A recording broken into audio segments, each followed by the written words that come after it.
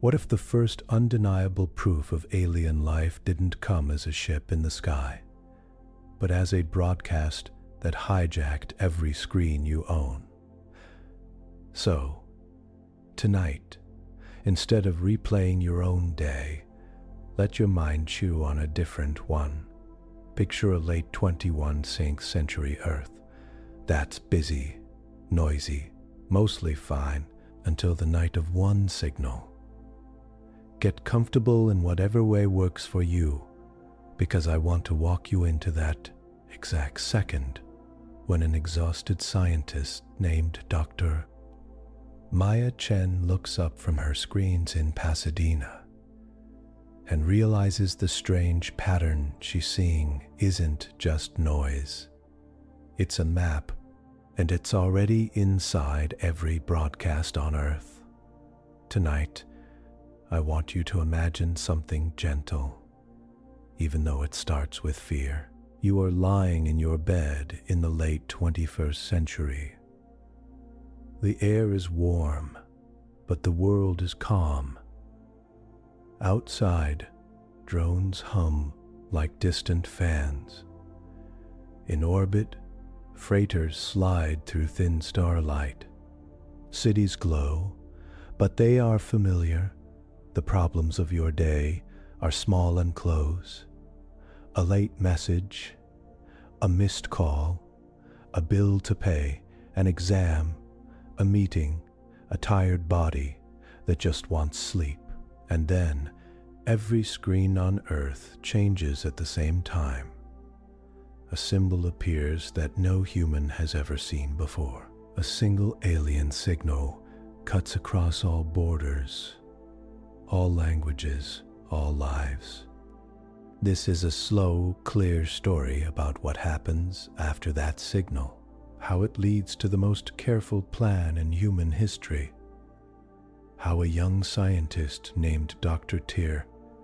Maya Chen listens past the pain and finds a pattern, how Earth learns to build three quiet tools: the shield, the spear, and a mirror. Not to rule the stars, but to say, in a steady voice, we will protect ourselves. We will not become like you. Let your body sink into the bed. Let your breath slow down. It'll take you to that first night now, the night of one signal, and then to the long, calm work that follows. You are safe here. This is only a story. Let's begin. The air above Earth was busy, but it did not feel special. In low orbit, cargo rings glowed a soft blue. Containers slid along mag rails between docking arms. A maintenance drone rolled along the outside of a solar wing, tiny lights blinking as it checked for cracks. Inside an orbital station, a small crew floated through the main hub, moving slowly in the weak spin gravity, finishing their last tasks before sleep.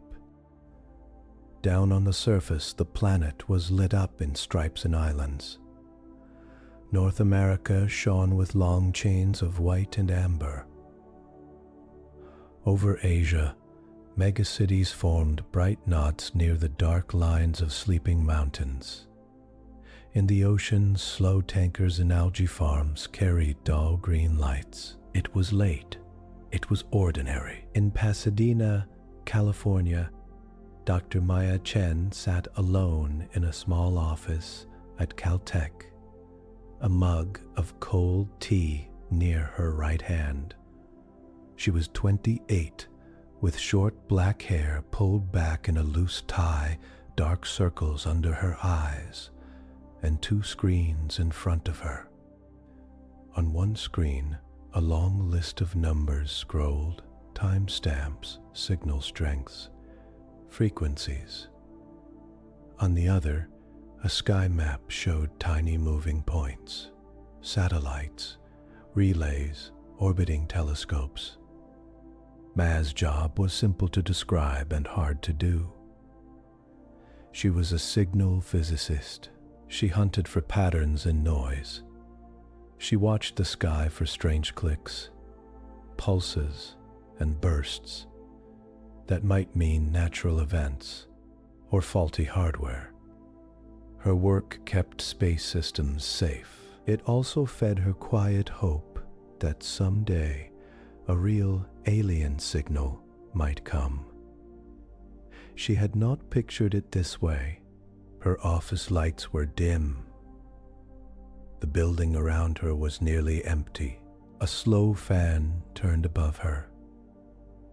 Outside, the sky over Pasadena was a pale orange dome from city glow with a few bright stars pushing through. Her desk chimed. A soft alert from the global signal net flashed in the corner of her screen. She frowned and dragged it open with a tired finger. Multispectrum anomaly, the header read. That was not rare. The sky was full of odd bursts. Storms on Jupiter, small flares on the sun, distant pulsars. But under the message, a red tag blinked. Global media carrier interference. High. Maya leaned closer. What? She muttered. At the same time, far away in New York City, a teenager named Alia sat in a tiny living room above a corner store, scrolling mindlessly through short videos. Her parents had the news playing in the kitchen. The city outside was wet from a light rain. Traffic hissed along the streets. The building's old heater clicked and groaned. The news. Climate updates, a new trade deal, a music award show recap, nothing special. In Cheyenne Mountain, deep under Colorado Rock, the Defense Command Center stayed at its usual low buzz. Long rows of consoles faced big wall screens with orbital maps, ship routes, and weather patterns. Air Force General Marcus Hale, tall and gray-haired, walked past a row of younger officers, his expression calm and sharp. He had been in the command chair for almost a decade. Most nights were like this. Long, steady, with small alerts and quiet checks. The biggest worry lately was space junk and minor satellite collisions. At Cape Canaveral, a pilot named Commander Elijah Brooks floated in the cockpit of a shuttle docked to a fuel hangar. His craft, the Night Watch, too, was new, sleek, and mostly asleep. It was part of a new deep orbit patrol program meant to keep Earth's orbit safe and clean. Tonight, he had parked the shuttle for system checks and was watching an old movie on his wall screen, drifting in the soft tug of artificial gravity. In Columbus, Ohio, Asha Reed sat at a news desk in a studio lit for late-night streaming. She wore a dark blazer, simple silver earrings, and a small mic at her collar. On the wall behind her, a moving globe spun under the show's title, World at This Hour. Asha was not famous in every country yet, but she was well known. People trusted her calm tone. She did not shout. She did not overhype. She drew clear lines between facts and guesswork. The clocks in all these places kept ticking. Back in Pasadena, Maya stared at her screen.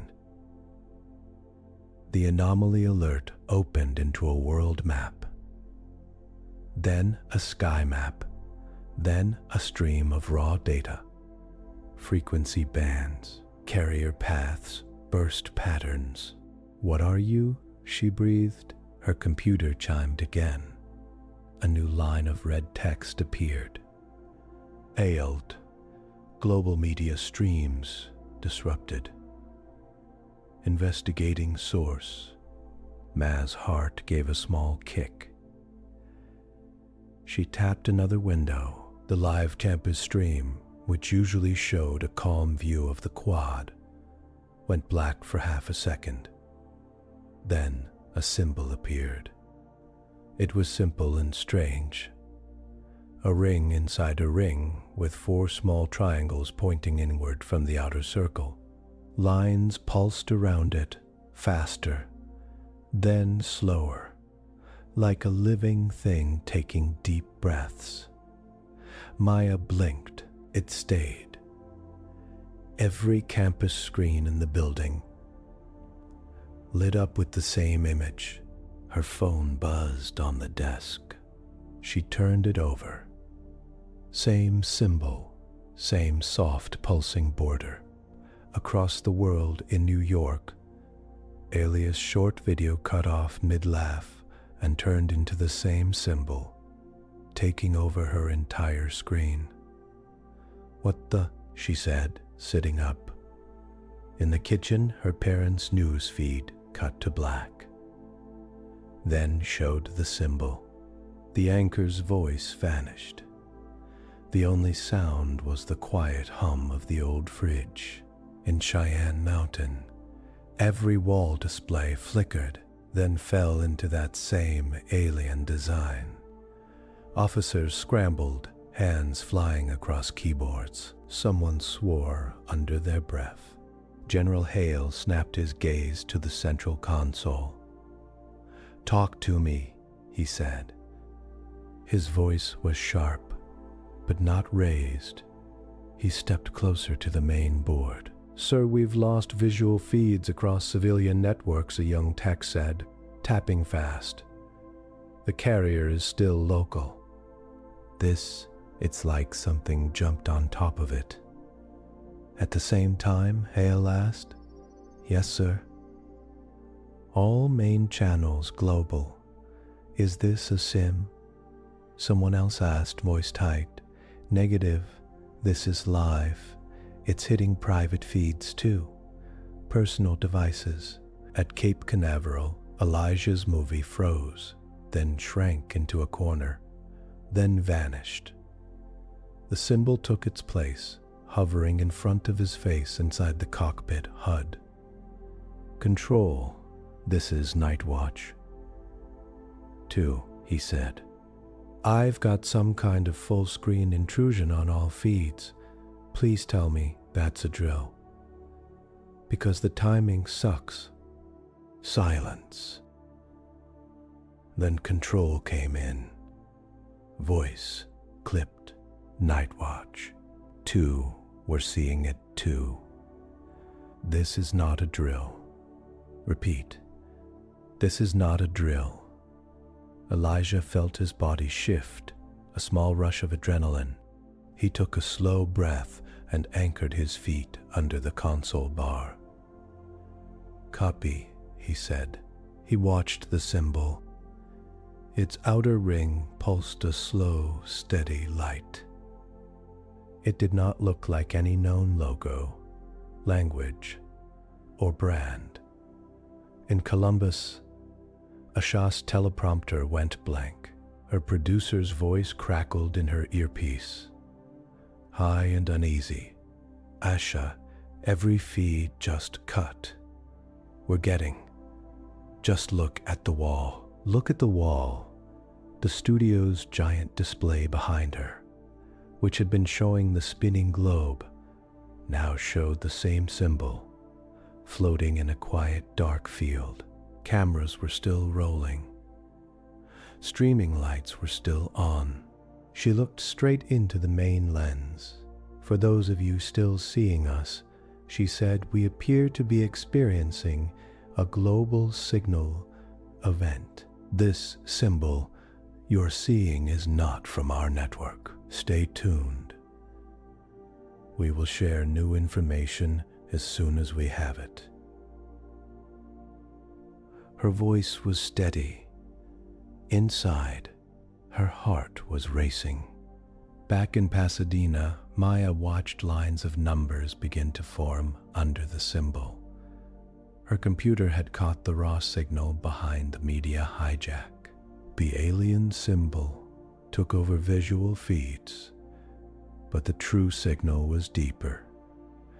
It sat in the carrier waves, in the invisible bands that carried sound, image, and data across the planet. The main band was thick and loud, shouting this symbol into every home.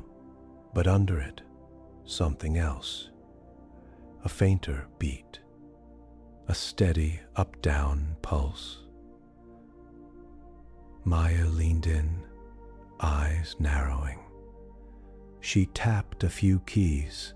The main layer dropped away. The symbol on her screen shrank, then vanished. Now she saw only graphs of power versus time. There it was, a repeating pattern. Long, short, short, long, pause, long, short, long, long, pause. It was not Morse code. It was not binary. It was something stranger, a rhythm that grew, then shrank, then repeated each time with a slight change in spacing, like it was bouncing off something. Reflecting, she said softly. No rerouting. She pulled up a star chart and overlaid the signal timing. Each small delay matched a distance. The pattern was not random. The delays were too neat. It was as if the signal was tracing a path through space, hitting point after point, node after node, before it reached Earth, like stones across a river. Her jaw tightened. This is a map, she said. Her office wall screen changed again. The symbol dissolved. In its place, a room appeared. It looked like a theater, but wrong. A huge circular space lined with tiered seats that went up and up into the dark. The floor was bright silver. In the center stood a glass-like cage. Inside the cage, huddled together, were humans. Some wore flight suits with flags on the sleeves. Some wore work overalls. Some wore simple t-shirts and jeans. Their faces were pale, eyes wide, some marked with bruises. Light from above shone harshly on their skin. A low, distant roar of countless alien voices rose and fell like a storm far away. They were on every screen in the world. In New York, Aaliyah leaned forward, mouth open, as the camera view moved closer to the cage. A digital label floated over it, written in characters no human had seen before. Someone near the back of the cage lifted their head. Is that English? Aaliyah's father whispered in the kitchen. On the wall screen, near the bottom of the frame, small subtitles appeared, auto-generated by confused AIs, trying to make sense of the alien text. Mixed origin. Capture cycle. The rest glitched. In the cage, a man stepped forward. Tall, brown hair, a week-old beard, in a torn blue flight suit. He looked straight into the camera. His left eye was swollen. He held onto another prisoner's shoulder for balance. Across Earth, people watched his face and did not know his name yet. In Cheyenne Mountain, a junior analyst gasped. "That's Captain Liam Carter," she said aloud. "He went missing 6 months ago. They said it was a systems failure." General Hale's head stepped toward the screen. "Get me full file," he said. Liam Carter's lips moved, sound came through. but it was distorted, cut by hisses. Somewhere off-screen, a creature made a sharp chittering noise. Liam flinched but kept his eyes on the camera. Then a new layer appeared over the image. A set of golden bars, like a countdown. Strange symbols flashed at the bottom of the screen. The world's translation system struggled again and began to offer rough guesses. View session, live. This was not just a message. This was a show. A live show. In the orbital station above Earth, the small crew floated in front of their central console, staring. One of them, a young engineer from India, suddenly realized that every time the alien symbols changed on the screen, another small pulse hit her headset. A quiet thump. She tapped the side of her device. "Do you hear that?" she asked. Her commander nodded slowly. Yes, audio synced with the overlay. Back in Pasadena, Maya did not look at the main video feed. She moved to a different monitor and pulled the faint pattern out even more. Her software turned each pulse into a dot. On a 3D grid, the dots made a path across local star space. Not straight, it bent around heavy gravity wells. It hopped between fixed points that hung in the dark. Artificial relay nodes. She could see the way the signals stepped across them, like a kid hopping from stone to stone. Each pause, then go, told her how far each jump was. Her heart thudded. It was not fear. It was a sharp, cold focus, like when she solved a hard problem in college. Whoever sent this, she said to the quiet room, just gave us their network. Her phone vibrated again. This time it was not an alert. It was a call. The caller ID was short and clear. OSC interim. Her stomach flipped. One Sky Council. Interim. The emergency tag for a brand new group that, until this hour, had only existed as a draft in a treaty doc. She picked up. Maya Chen, she said. A calm female voice spoke. Dr. Chen, this is Angela Ortiz, Provisional Coordinator for the One Sky Council. Am calling under Global Emergency Protocol. You have been flagged by Defense Net as a primary for signal analysis. Maya blinked. Am looking at your trace, Angela said. You saw it fast.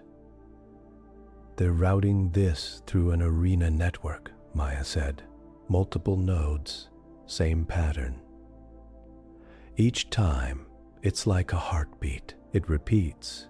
If we track enough cycles, we can map their whole backbone. There was a short pause. Can you stay at your station? Angela asked. Yes, Maya said. Her voice was steady now, as long as needed. On the world's screens, the cage zoomed in. Liam Carter pressed his hand to the glass, steadying someone else. In Columbus, Asha looked at the live feed, hurling across her monitors. Her crew had already chosen not to cut away. If the whole world was seeing this, they would not pretend it wasn't real. But she could decide how to talk about it. She took a breath and spoke into the camera. To everyone at home, she said, you are watching what looks like a live broadcast from outside Earth. We do not yet know where this is or who is responsible. We see human prisoners. We see signs that this is meant as entertainment for someone else. She paused. Her director's voice in her ears said, we're live on all sync channels now. They're linking us into the emergency grid, she continued, softer. You may be feeling fear, anger, or shock right now. Take a slow breath. You are not alone in this. Every city, every village, every ship is seeing this together. Many of the most skilled people on Earth are already working. She did not say that she was scared to. She did not need to. People could feel it in the small tightness around her eyes. In Cheyenne Mountain, General Hale stood at the center of his command floor as data poured in from every major system. Power grids, satellites, AI nets, media platforms. He tapped a control. A global line opened to key leaders and councils. Ladies and gentlemen, he said, we are under a foreign signal intrusion that includes live images of captured humans. I recommend immediate adoption of the One Sky Council Charter. No single country can handle this. We need one table. On his side screen, names and faces flashed as governments accepted. Old rivals, tense neighbors, trading partners, small island states. One by one, they tagged in.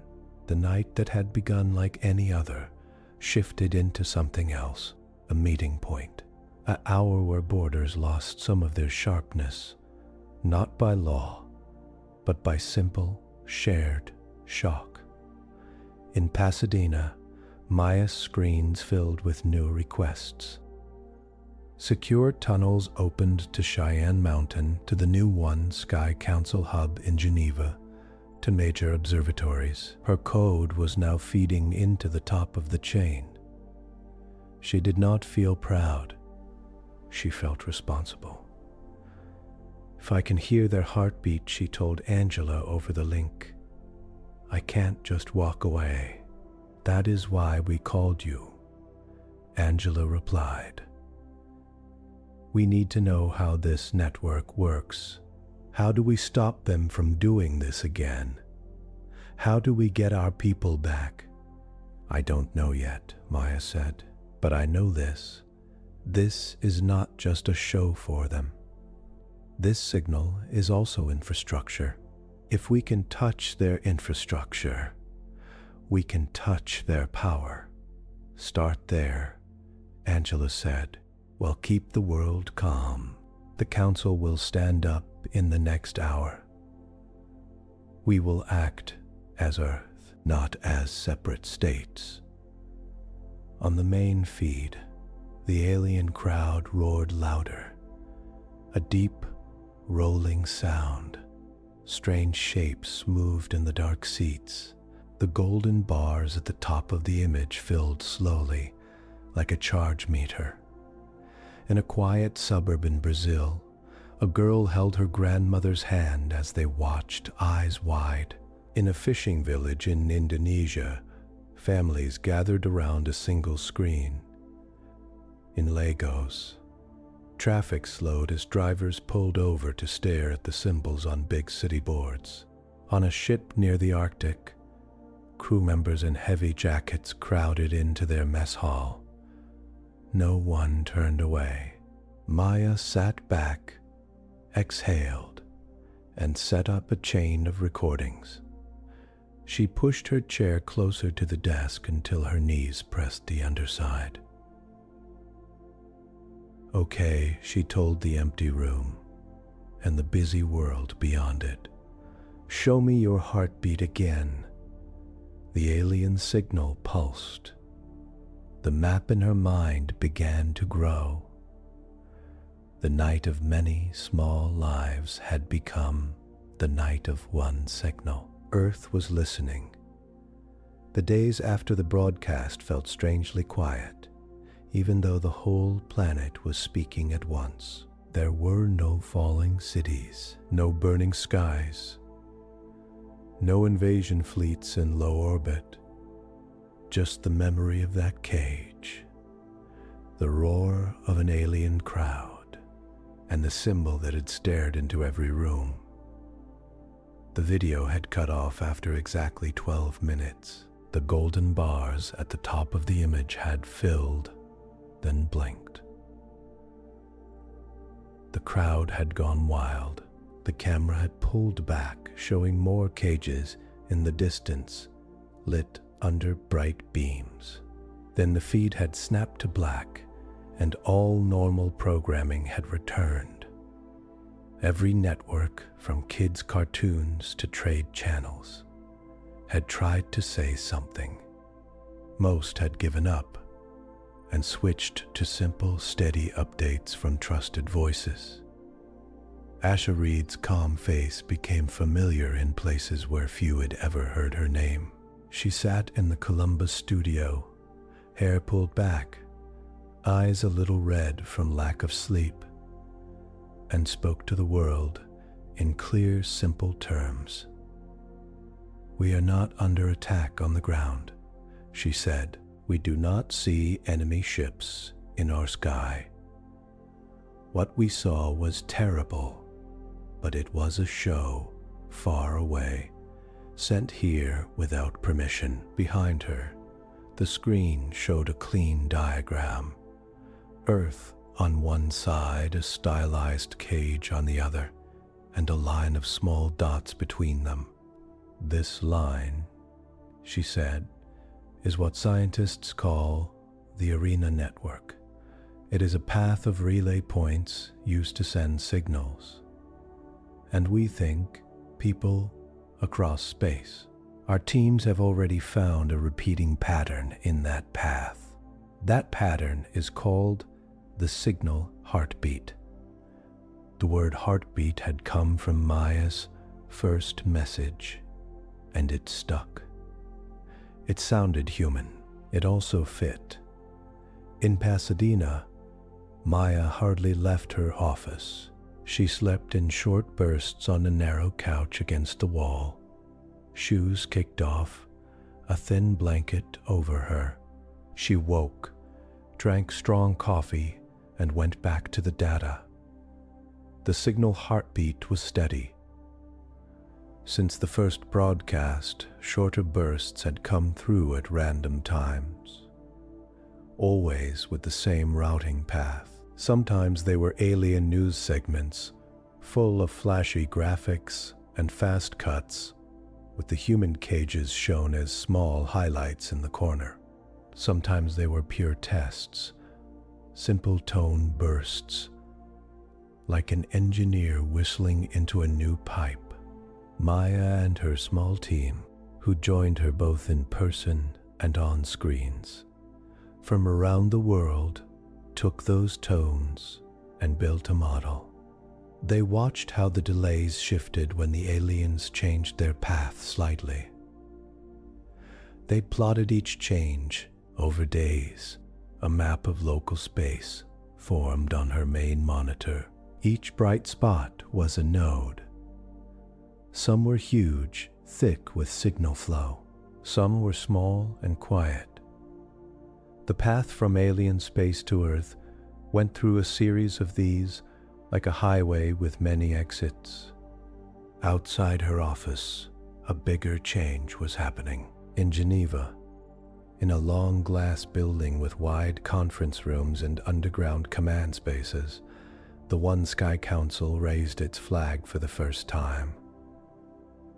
The flag was simple, a dark blue field with a thin white circle and a small bright dot at the center. Not any country's flag. Earth's. Leaders from every region came in shifts, some in person, some as life-size projections on curved walls. They sat at a horseshoe table with big displays showing live data, military chiefs, climate heads, AI ethics advisors, signal experts, social psychologists, and public health officials all shared the same space. At the center seat sat Angela Ortiz, the first coordinator. She was in her 50s, with short gray hair, warm brown skin, and an expression that always looked halfway between concern and curiosity. She had spent her life in disaster response, floods, fires, pandemics. She understood how panic moved through crowds and how calm could move too. The One Sky Council now holds shared authority for outer space defense and response, she said in the first open session. We are not here to rule each other. We are here to act together when threats come from beyond Earth. On a side screen, a live chat from global viewers scrolled by in dozens of languages. Reactions ranged from fear to anger to careful hope. General Marcus Hale sat 2 seats to Angela's right, in a simple dark suit with a small US flag pin that now shared space with a new short bar. A blue strip with a white dot, the Earth pin. He watched a rotating 3D model of the alien arena node on his tablet. His old instincts, trained over decades, wanted clear lines, enemy, target, strike. But this situation needed something slower. Angela turned to him. General Hale, she said, for the record and the world, you are authorized to organize the first layer of our response, what we are calling the shield. Please explain it in simple terms. Hale nodded and stood. The lights dimmed slightly. Behind him, a display lit up with a model of Earth, wrapped in thin arcs and dots. The shield, he said, is every system that stops a hostile ship or weapon from touching our surface. It has 3 main rings, he pointed. Ground, high space. On the ground model, small bright icons flared over deserts, plains, and coastlines. We are using existing launch sites, power plants, and research ranges. In the Mojave Desert and the Atacama Desert, we are building new deep array cannons. These are not city burners. They are precise, long-range systems meant to hit fast targets far away before they can enter the atmosphere. Old treaties about weapons in space had been tight, but the alien broadcast had shifted lines. States that had once blocked orbital defense talks now signed special exceptions, as long as systems stayed under One Sky control, not national flags.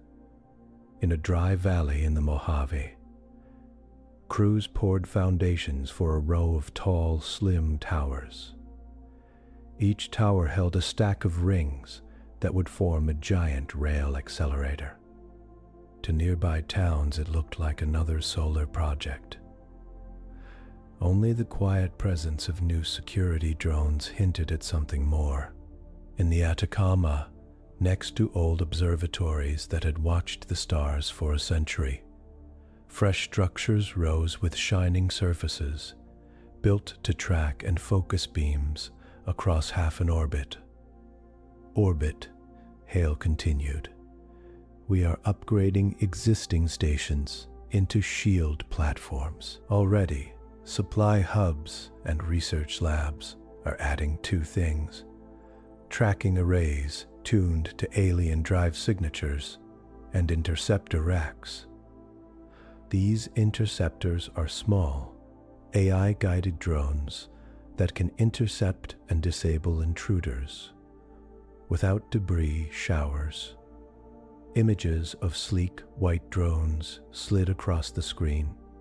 They were not big, not dramatic, but each held clever systems, some built from recovered chunks of alien wreckage found over the last few decades, little bits of falling stars that had never been fully understood.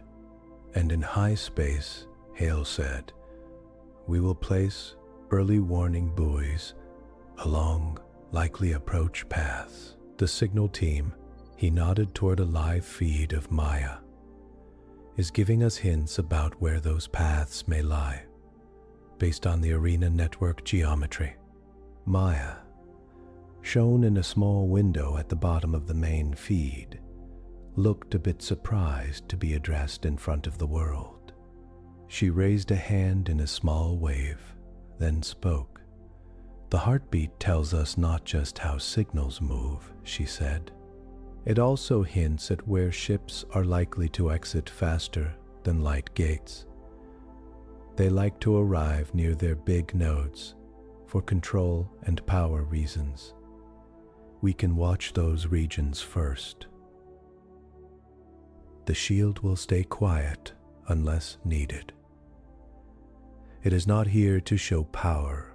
It is here to give Earth time to think when the next signal comes. Angela nodded. We will fund and staff the shield as a shared system. No state will control it alone. As she spoke, teams around the world started their work. In a control room near the Mojave site, a young engineer from Mexico and an older technician from China laughed together as they tried to fix a misbehaving cooling valve. At a newly repurposed station in orbit, a crew from Nigeria, Japan, and Canada argued cheerfully about where to put the extra sensor package. The building of the shield did not feel like war. It felt like a massive, focused engineering project with a single, clear rule. Do not fire first, but defense was only the first part. Earth needed reach as well as walls. That was where the spear came in. In a hangar at Cape Canaveral, hidden behind an old launch tower, a new kind of ship was under construction. Its body was long and narrow, with a dark hull made from a mix of known alloys and strange subtle plates that bent light in odd ways. The design team had started from an old deep space cruiser frame, then added parts based on alien tech collected from rare incidents. A crashed probe in Siberia, fragments caught in the upper atmosphere over the Pacific, a small broken drone found on the moon. For years, those pieces had been puzzles. Now the threat of the arena had pushed scientists to solve them faster. Commander Elijah Brooks, haircut close, face lined from years of flight, walked along the half-built keel with a pad in his hand. Beside him floated a hollow display of the finished design. Night Watch Fleet, he read softly from the name tag. Looks better out of sim. He had been chosen to lead the first wing. Night Watch, the name was old, from coastal patrols and Arctic sky guards, and it fit. These ships would not be frontline brawlers. They would be eyes in the dark, sharp and quiet. A young engineer, Sumi Patel, walked with him, pointing at sections. The hybrid drive uses our fusion core for normal space. And this, she tapped a glowing part on the display for short jumps near existing alien gate scars. Scars? Elijah asked. Places where their gates have been used a lot. She said, space-time gets worn. We can slide along those worn places and cut travel time without full alien tech. Elijah nodded. Safely, as safe as we can make it, she said honestly. We are building in 3 fail-safes. The AI refuses jumps that fall outside certain bands. The human pilot has hard override stops, and the ship itself will eject the core before it lets a drive runaway hit the hull. He smiled slightly. You know how to calm a nervous pilot. She shook her head. Am calming myself. The spear, as the council called the fleet plan, was not built for conquest. Every design meeting in Geneva came back to the same rule. These ships are to stop harm at its source, free captives, and shut down gates. In a council session, a representative from a small Pacific nation set it straight. We have seen how empires behaved in the past, she said. We will not become a space empire. Just because we've built faster ships. The spear is not for glory. It is for cutting chains. Asha, covering the story, repeated that phrase on her nightly updates. And pays was cover. Repeated that phrase. And pays was hand. And pays hand. And made time. And. Is closed his no and oh. The spear is for cutting chains, she said, looking into the camera. Not for new ones. Her calm, patient way of saying it helped settle some of the online storms. There were angry voices, of course. Some demanded immediate strikes. Others called for shutting down all space work and going dark forever. But more and more people began to speak in terms of duties instead of revenge. It helped that Maya was working on something different from both shield and spear. Something stranger. Something called the mirror. It began as a simple idea at 3 a.m. Maya was awake again, eyes dry, mind buzzing. She watched yet another small test from the Arena network. A 5-second burst of tone, a little bit of alien text, a fast promo clip for a future event. She set the new test on top of the first big broadcast in her software. The heartbeat pattern was still there. The way the signal hopped across relay nodes, she noticed something. Their path is fixed, she said aloud. They like control. She pulled up models of human internet traffic from the early 2000s, then from the 2050s. She remembered how, back then, centralized servers had slowly given way to more distributed networks. The Arena net was the opposite. It ran like a strict old TV tower system. Big hubs, tight routes, one-way flow from source to viewers. If all your power rests on being able to push one show across your whole net, she thought, what happens if someone else holds the remote? She sketched on her tablet arrows from alien space to Earth, then a ghost arrow going back the other way, riding the same heartbeat but changing the timing just enough to slip through the cracks. The idea clicked so hard in her head that she sat up straight. We can hijack it, she said. We can hijack it, she said. The next day she presented it in a secure call with Angela, General Hale, and a few others. On the council screen, her face looked tired, but bright.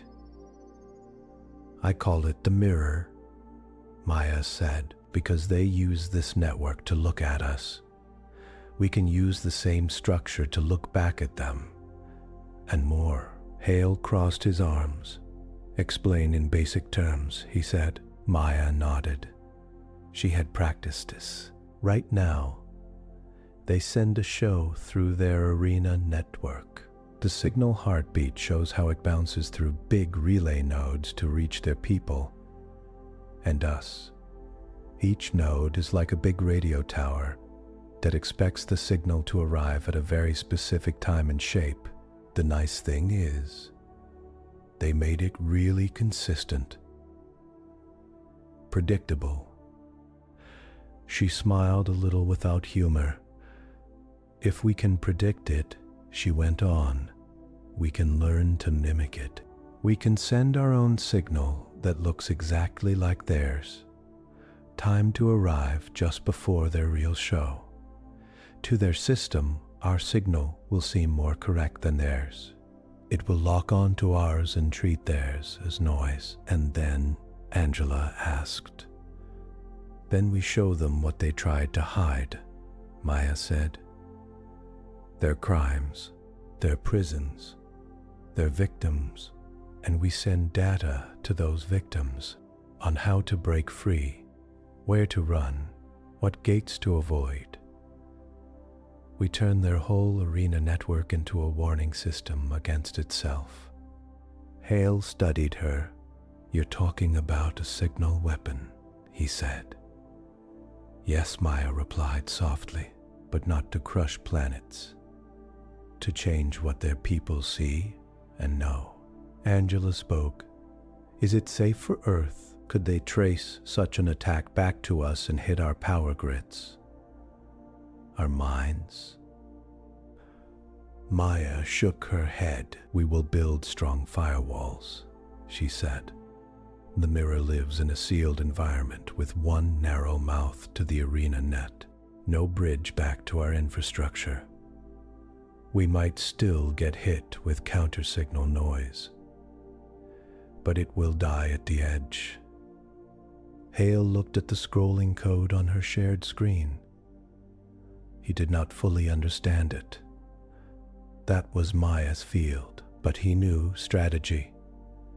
You want to aim at their story, not their ships, he said. Stories move slower than bullets, Maya said. But they go deeper. The shield and the spear protect bodies. The mirror protects what we become. The council debated. Some worried that this was too soft. Others worried that it was too hard, that pushing into another civilization's public feed could cause mass panic or chaos.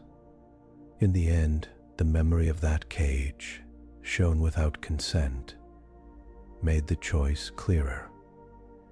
They used this network to turn our people into a show, Angela said, voice firm. They forced our eyes open. The least we can do in return is show their people the truth, approve the mirror. With strict oversight, the vote passed. In Pasadena, a new project folder appeared in the secure net. Muraro Alta. It came with budget lines, hardware orders, and a small list of trusted staff, including 2 AI specialists, 3 signal techs, and a psychologist whose job was to consider how alien minds might react to sudden truth. Maya sat with them around a physical table. For the first time 2 days later, there were no windows in the room, just screens, a big whiteboard, and a tray of strong coffee and tea. All right, Maya said, opening a schematic. We have to do 3 things. She raised 3 fingers. First, learn to clone their signal so perfectly that their own systems can't tell the difference. Second, build our own content, what we want to send. Third, build walls so high that whatever they throw back at us just splashes off. The AI specialists, Jin and Layla, nodded. Well-trained generative, models on the arena signal, Chen said. Teach them to speak in that language of timing and modulation. Layla added, well, also build filters. Anything that tries to ride back in will hit layers of dead air and sandbox sims. It will think it got through. It won't have. The psychologist, Dr. Omar Idris, spoke quietly. The content, he said, we must be careful. If we show too much horror, their public may shut down like victims of trauma. If we only show facts and numbers, they may feel nothing. We should mix proof with stories, faces, names. Maya thought of Liam Carter's face. We start with our people, she said. We show their families on Earth. We show the night of the broadcast. We show that we did not cheer. She looked down at her hands. We show that we built systems to stop this, not to become like them. As the Mirror Group began their work, Asha kept talking to the world. She visited Mojave and walked along the base of the great new towers, sand crunching under her boots, the wind dry and hot. These towers will never be used if Earth is lucky, she said into her mic. They are like seat belts. You hope you never need them, but you feel better knowing they are there. She visited the shipyard where Night Watch 1 and Night Watch 2 were taking shape. She climbed into a mock-up cockpit with Elijah and let him point out the controls. This lever, he said, smiling, when she raised an eyebrow. It's boring, it vents coolant. The exciting one is this. He pointed to a small red-guarded switch cut into the console. That's the jump abort. If the AI or I think our slide is getting unsafe, that cuts it in 1/10 of a second. Fast enough? She asked. We are betting our lives on it, he said. So, we're testing it a lot. Her viewers saw his steady eyes and the way his large hand hovered near the abort switch, not the shiny thruster controls. They wrote comments like, I trust this guy, and please come back, Elijah. At night, back in her studio, Asha explained the bigger picture. You will hear 3 names a lot in the coming months, she said, sitting under the soft lights. The shield, the spear, and the mirror. She held up 3 fingers, just as Maya had done in her lab. Though she did not know that, the shield watches over Earth. The spear goes out to cut harm at its root. The mirror turns their own network back on them with truth. She looked into the camera for a long, quiet second. It is natural to feel angry, she said, to want to hit back hard. But remember, how we respond now will shape what kind of spacefaring species we become. We can choose to protect without becoming cruel, to be strong without becoming cruel, to be strong without loving pain. Across the world, people lay in their beds and listened to her voice on small speakers and old radios. In a hospital in Nairobi, a nurse on break sipped tea and watched Asha instead of another drama show. In a small town in Poland, an elderly couple who remembered older wars nodded slowly. In a dorm in Mumbai, a group of students paused their chat to listen, then turned the volume up. In Pasadena, Maya worked late again. On her main screen, the first test of the mirror ran in a closed loop. A fake arena node built-in software sent a show toward a fake alien homeworld. At the last second, Maya's cloned signal jumped in front, hijacked the route, and placed its own test pattern on the fake viewer's wall. A simple blue square. The lab watched the simlogs. Did it bite? Jin asked. Layla looked at the output and grinned.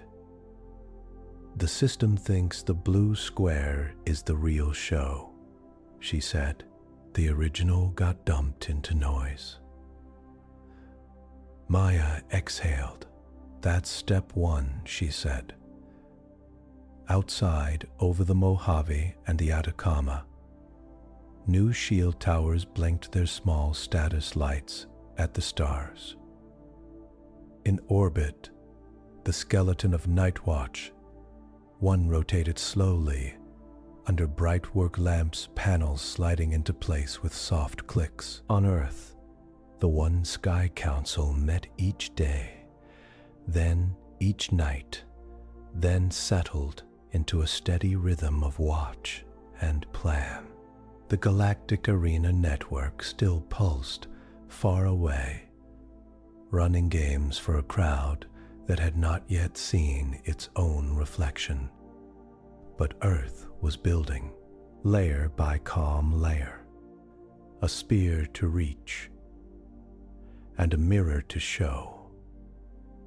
In this quiet, careful work, in servers and deserts and shipyards and studios, humanity began to decide what kind of story it wanted to send back to the stars. The second alien broadcast did not come at night. It came at noon over Geneva, early morning in New York, late afternoon in Tokyo. It hit classrooms, busy offices, crowded metro lines, and a wedding in Lagos.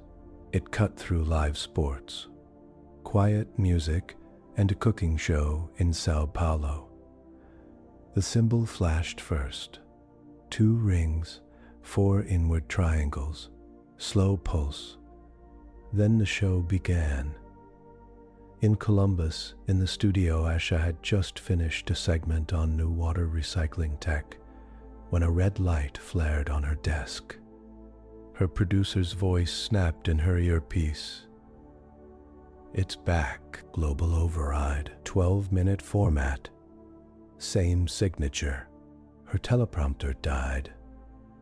The wall screen behind her flipped to the alien logo without transition. She did not flinch. She faced the main camera. For viewers everywhere, she said, we are again under alien signal hijack. This is live. Our defenses are active. Remain where you are and listen for updates. Only then did she turn her head to see. The symbol shrank. The arena came into view. It looked larger, brighter, richer. The seats rose like high cliffs around the central floor. Strange banners full of sharp curves and shining colors hung from tall posts. Floating text labels moved around the image, full of alien characters. The global translation systems, which had been training on every scrap of earlier footage, began to push out rough guesses at the bottom of human screens. Grand cycle opening, the text read. Glitching slightly. Special live hunt. Maya watched from her office in Pasadena, fingers already moving. Her software had caught the first heartbeat of the signal route, a few seconds before the image took over public feeds. She had been waiting for this moment for weeks. The heartbeat was the same pattern, but louder, like a drum played with more force. She overlaid it on her map of the arena network. New points lit up, extra relay nodes that had not been used on the first night. They're giving us even more, she muttered. Her mirror system, built in a sealed rack in the room next door, waited on standby. A status bar on her side screen showed green across all safety checks. On the main global feed, the cameras swooped down toward the arena floor. The crowd's roar climbed like a wave in a stadium. Bodies moved in the alien seats, tall and thin, short and stocky, with too many arms or eyes, some with shining skin, others with soft fur. Every species there had paid to watch. Every eye, or eye equivalent, focused on the center. A single cage stood under a harsh white beam. Inside, 20 humans clung to the bars or crouched low. Their hair was longer now. Some had new scars. Their simple clothes were worn thin. On Earth, millions of viewers leaned closer, searching. There, a little boy in Manila cried, pointing. "It's him." Liam Carter stood near the front. He looked thinner than before, but his gaze was steady. He had learned to brace himself against the rhythm of the arena floor, to move with its slight tremors. His left eye had healed. A pale line sat where the bruise had been. The floating label above the cage read, "Earth set. Cycle 2. New text scrolled at the bottom of the screen.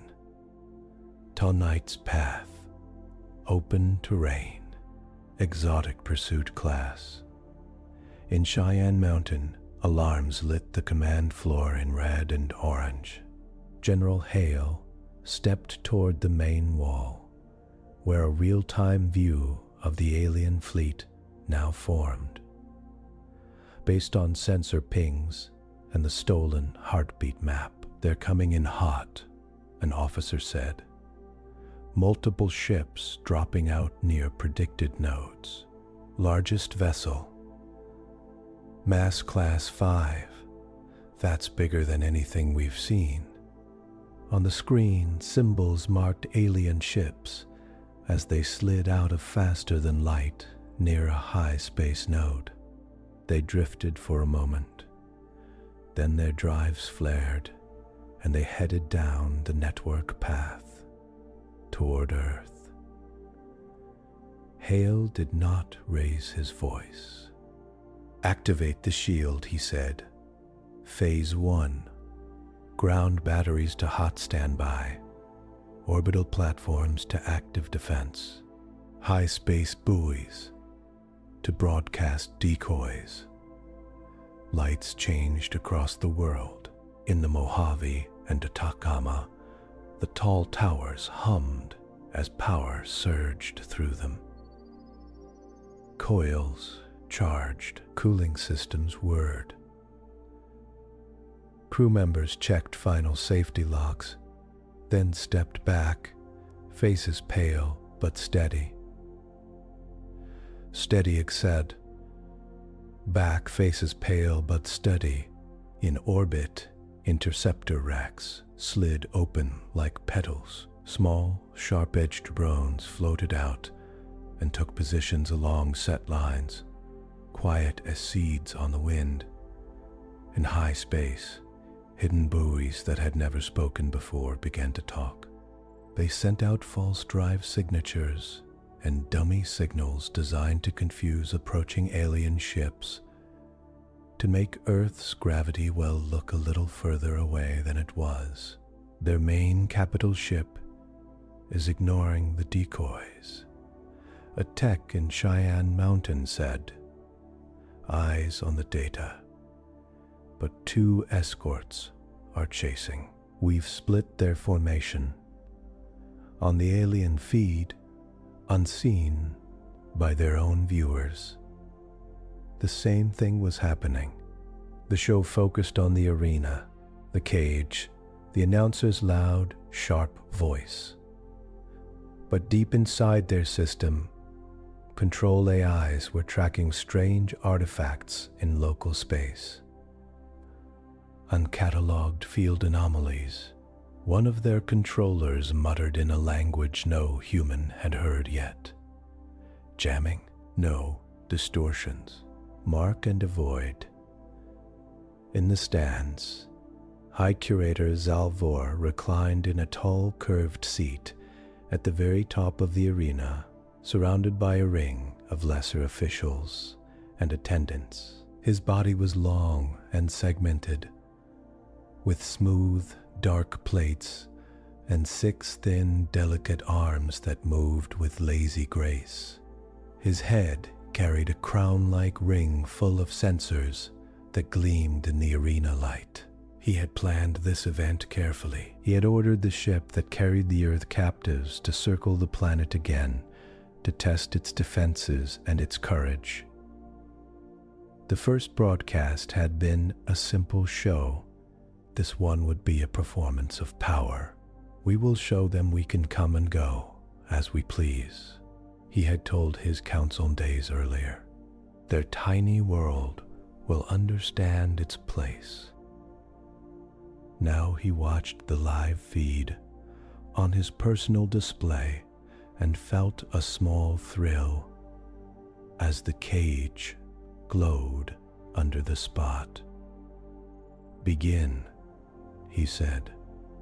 On Earth, Asha's voice cut in over the top of the alien show on many channels. The council had made sure her feed would stay as a small window, even during hijacks, a calm human face floating at the corner. We are under coordinated alien approach, she said. The shield is coming online. The One Sky Council is in full session. Remember your local safety guides. Stay off the roads unless directed. Leave orbital views to trained teams. Do not act alone. In homes and streets, people listened. They had practiced this, at least in drills. Children in schools were guided to safe rooms, not because of falling bombs, but in case of power surges or sky debris. Hospitals checked their backup systems. Ships in orbit switched to shield guidance protocols, letting central AI manage their paths. In Pasadena, Maya watched a separate feed. The flow of control signals through the arena network as the alien capital ship approached. The heartbeat she had tracked for weeks began to race as it shifted from show mode to support attack mode. There, she said, pointing to a jagged spike on her screen. That's their attack command channel. They're locking in a short-range gate just outside orbital range. They want to drop in close and fast. Zalvor's version of drama. On her other screen, the mirror platform showed its readiness. Her team's code had matured. Their sims had run thousands of times. Now, at last, the real target was on the board. Angela's face appeared in a small, secure window. Maya, she said. The Council approves Phase 1 use of the mirror. No full takeover yet, just tests. See how far you can push without tipping your hand. Maya nodded, throat dry. Understood, she said. Well, ride their control channel. Light touch. She turned to her team in the next room. Jen and Layla looked up from their consoles. Omar sat with his pad ready, watching for any emotional patterns once content flowed. This is it, Maya said. Mirror Phase 1. Let's dance. They got to work. In high space, just off the main arena network path, an alien capital ship known to its own crew as Glory of Watching opened a gate. Space bent in front of it, forming a bright ring. Inside the ring, A hint of blue and white shone. Earth tiny, hanging in the dark. The alien crowd in the arena saw this image as a grand background on their screens. The announcer screamed commentary. Subtitles crawled across human displays. Rough and broken. Behold the wild world, they read. Today we ride near again. Will they cry? Will they beg? Will they finally offer us tribute? On the capital ship's bridge, several alien officers flicked their limbs over control panels, checking status. The ship's long, knife-like body glowed as systems spun up. Smaller escorts moved into position behind it, drives burning. Then the first decoy signal from Earth's shield hit their sensors. "What is that?" a navigator asked. A ghost signature, shaped like a massive energy surge, appeared to their left, far from the real planet. "Probably noise," another said. "Ignore." The AI in their core, however, did not ignore it. It tagged it as possible unknown defense and drew a thin yellow line around it. A second decoy bloomed to the right, then a third, faint above. The AI shifted course slightly to stay clear. Of all three, the ship's path bent just a little from the straight-in dive Zolvor had ordered. The live show image adjusted in the arena, and the announcer made a joke about fashionable curves. Down on Earth, in Cheyenne Mountain, Hale saw that same shift on his board. "They're dodging," an officer said. "Good. They respect the ghosts.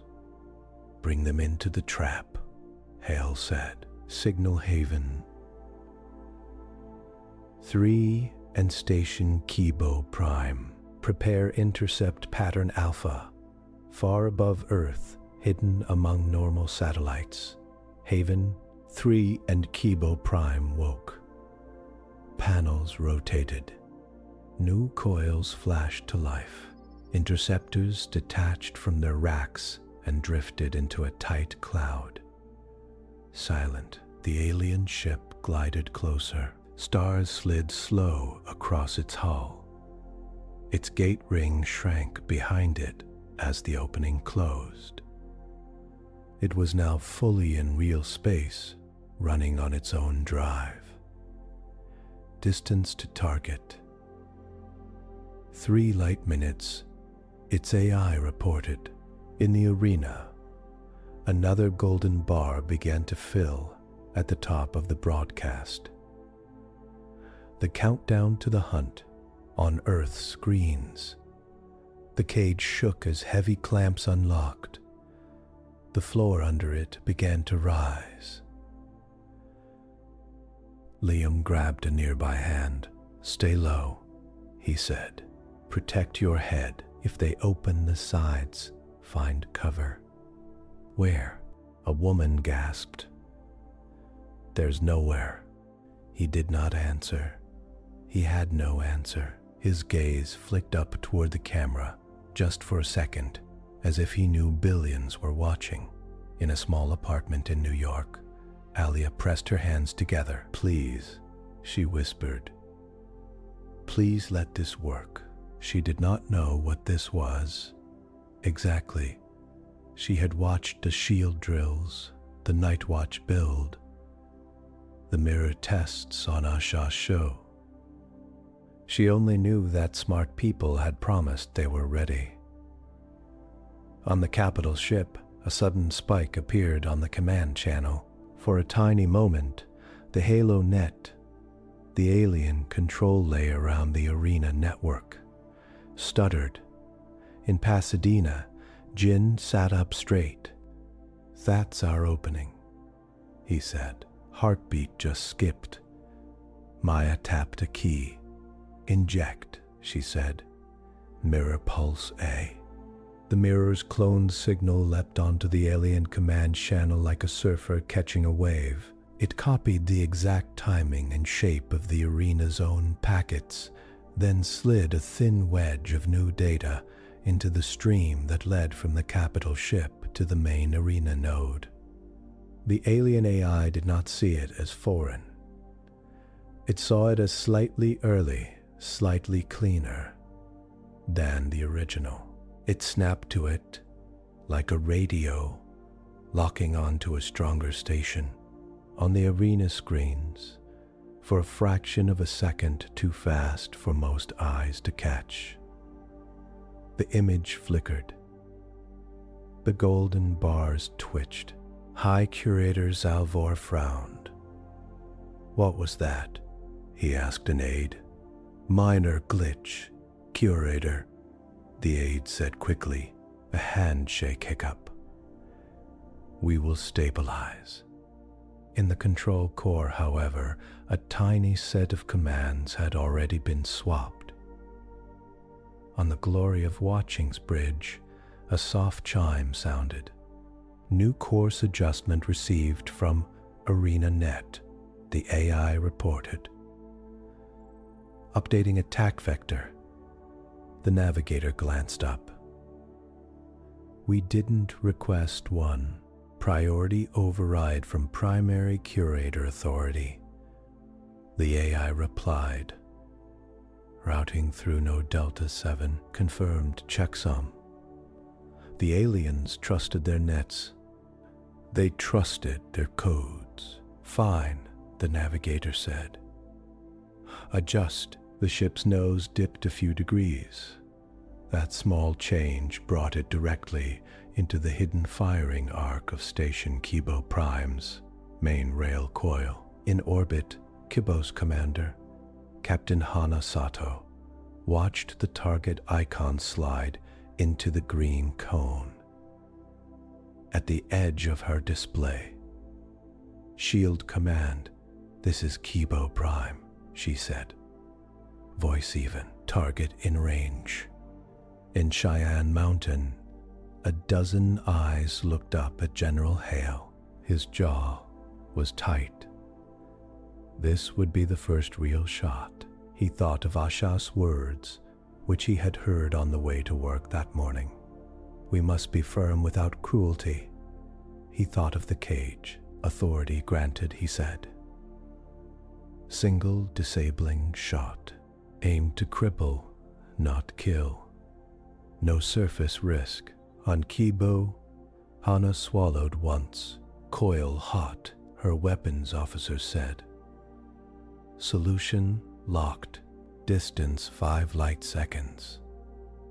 Hana spoke quietly. "Fire." The coil hurled a dense slug of shaped mass into space. For 5 seconds, it was just a piece of metal racing in the dark.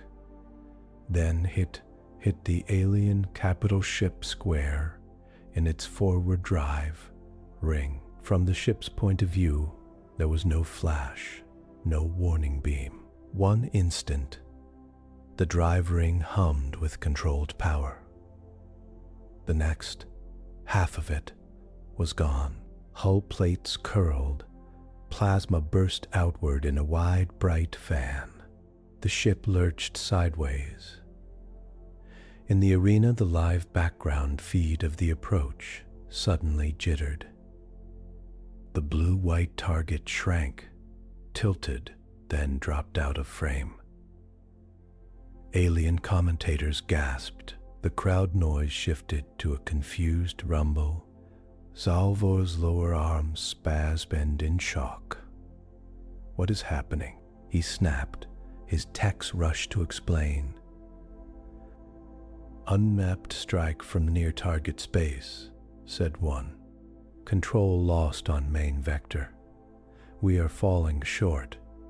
"By how much?" Zalvor asked, voice sharp. "Far enough to miss their upper atmosphere. Their defenses hit us." The last words tasted foul in his mouth. The force tasted foul in his mouth. On Earth, the first image from Kibos high-speed cameras arrived in Cheyenne Mountain. The alien capital ship was tumbling, venting light and debris, but it was not exploding. Its outer hull glowed. Automatic safeties had slammed shut to prevent core breach. A murmur rose in the command center. Someone pumped a fist before catching themselves. Hale watched the data. Status of escorts, he asked. 2 escorts broke off at decoys, an officer said. They are scattering. Confused. No current threat paths to surface. And the capital ship, Hale said, it will stabilize in high orbit. The officer replied, badly hurt, but not dead. They can still run sublight. Gate drive is offline. Good, Hale said. Let them see us. Across the world, news feeds cut in with big letters. Shield fires. Earth stops first. Strike. People in cafes and on street corners hugged strangers. In a factory in Vietnam, work halted as someone played the footage on a wall screen. The alien ship reeling under an invisible hammer. In the arena, the crowd hissed and clicked and shouted. Confusion rolled through them like wind over tall grass. The show had broken pattern. The grand hunt setup was off script. Zolvor's crown lights pulsed faster. Switch to backup plan, he snapped. We have all we need from that ship. Use the captives. Turn this into a ground run. We prepared the scenario. Do it. Salvage the experience. The announcer, fed new lines, turned back to the cage with a forced laugh. The golden bars at the top of the screen flashed and then began to refill in a new color. On the floor, the cage rose into a fresh arena, a wide open landscape full of strange rock pillars and glowing plants under a purple sky.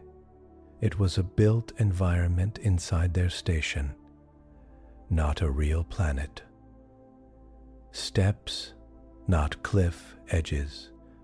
Hiding spots, but not total safety. Panels on the sides of the cage slid away with a loud, grinding sound.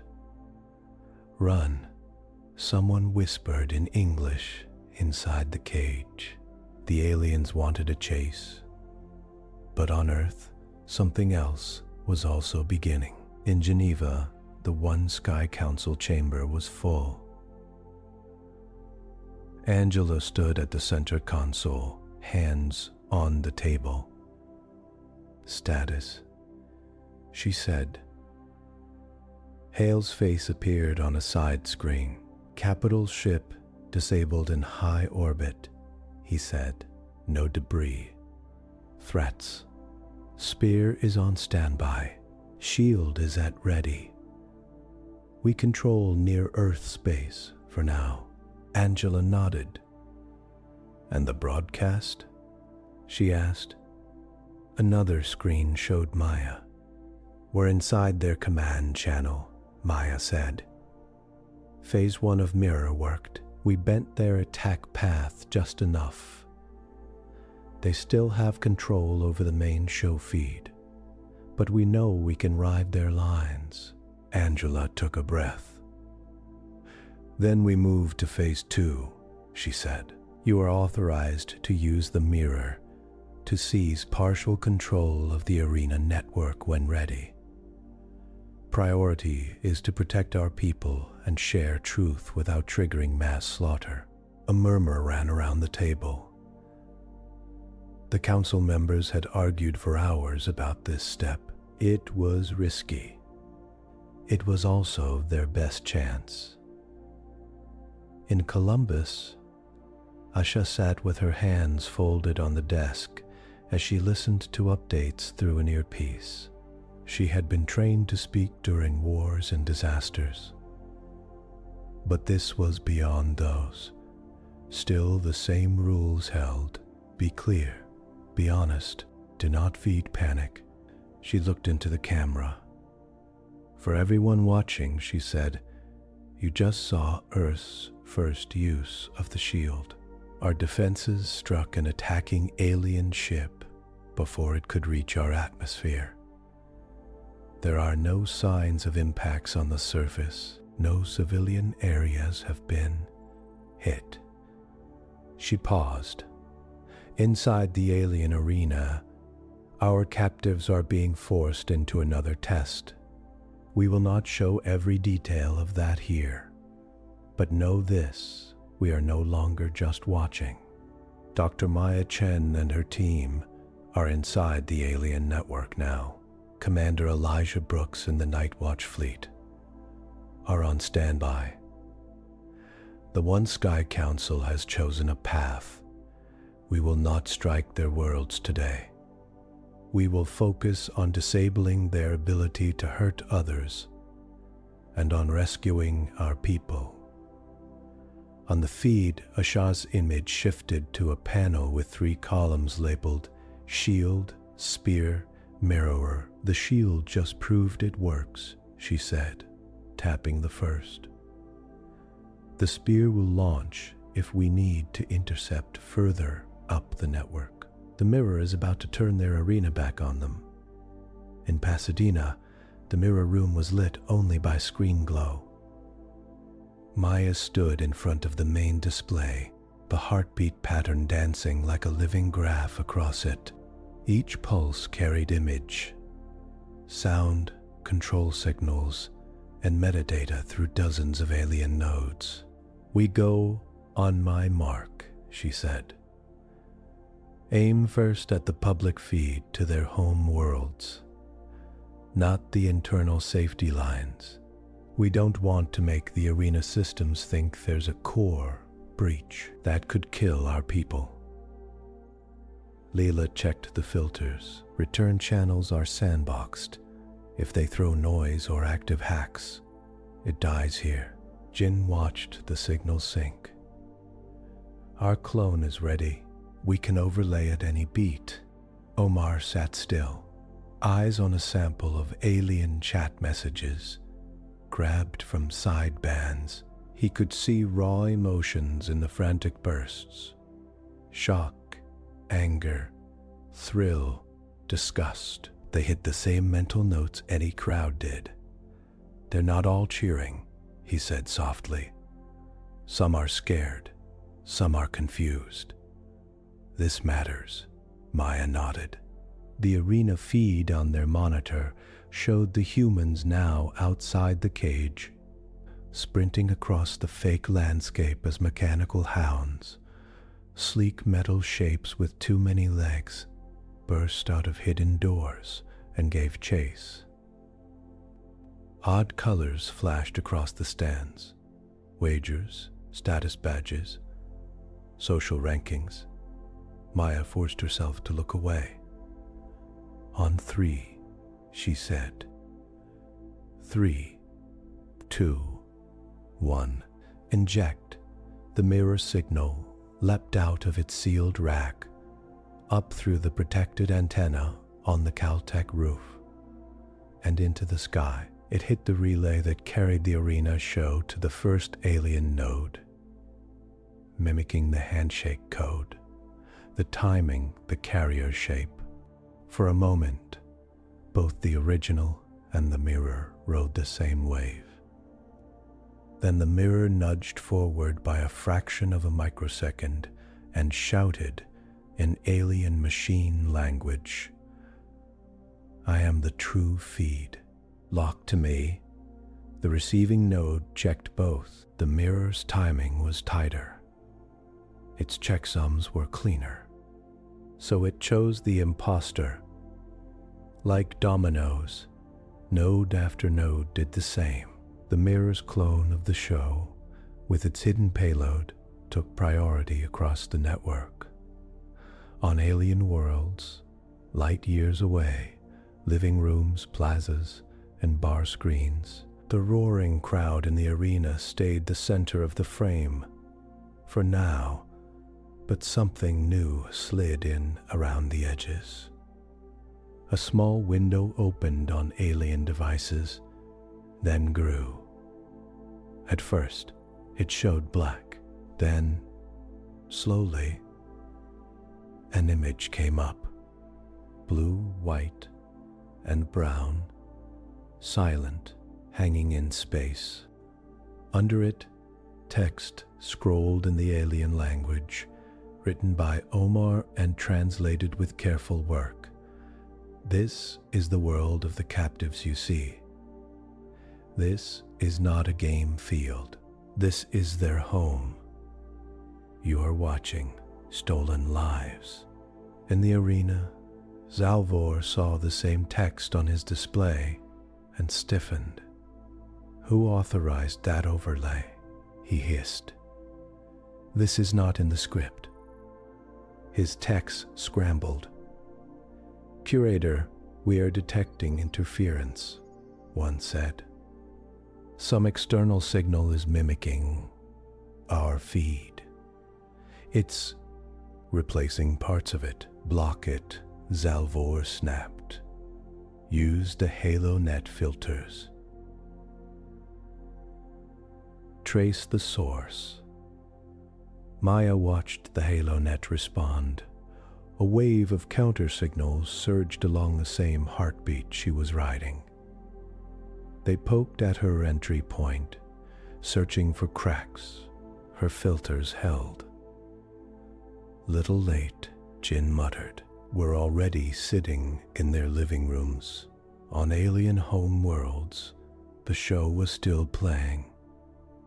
The human hunt continued in the central window, but now, around the frame, new content spread. Clips of earlier arena events appeared, but from angles never shown before. The preparation rooms, the cages before the lights, the bruises and injuries. The quiet sobbing, the way some aliens laughed not out of joy, but out of nerves. Data overlays popped up. Numbers of dead per season. Lists of species forced into games.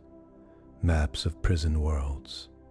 Some aliens in the crowd fed on this.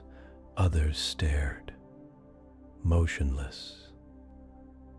On Earth, many news channels side-loaded the same mirror feed with fast human translations overlaid. On the left, the current live arena chase. On the right, the mirror's new windows. Faces of captives, including Liam, sitting in the dark between shows. Small markers pointing to coordinates in space where prison facilities orbited. Faint suns.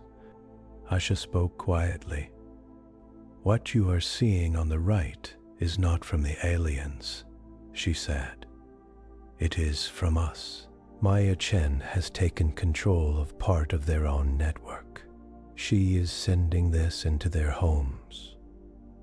For the first time, their viewers cannot look away from the cost of their fun.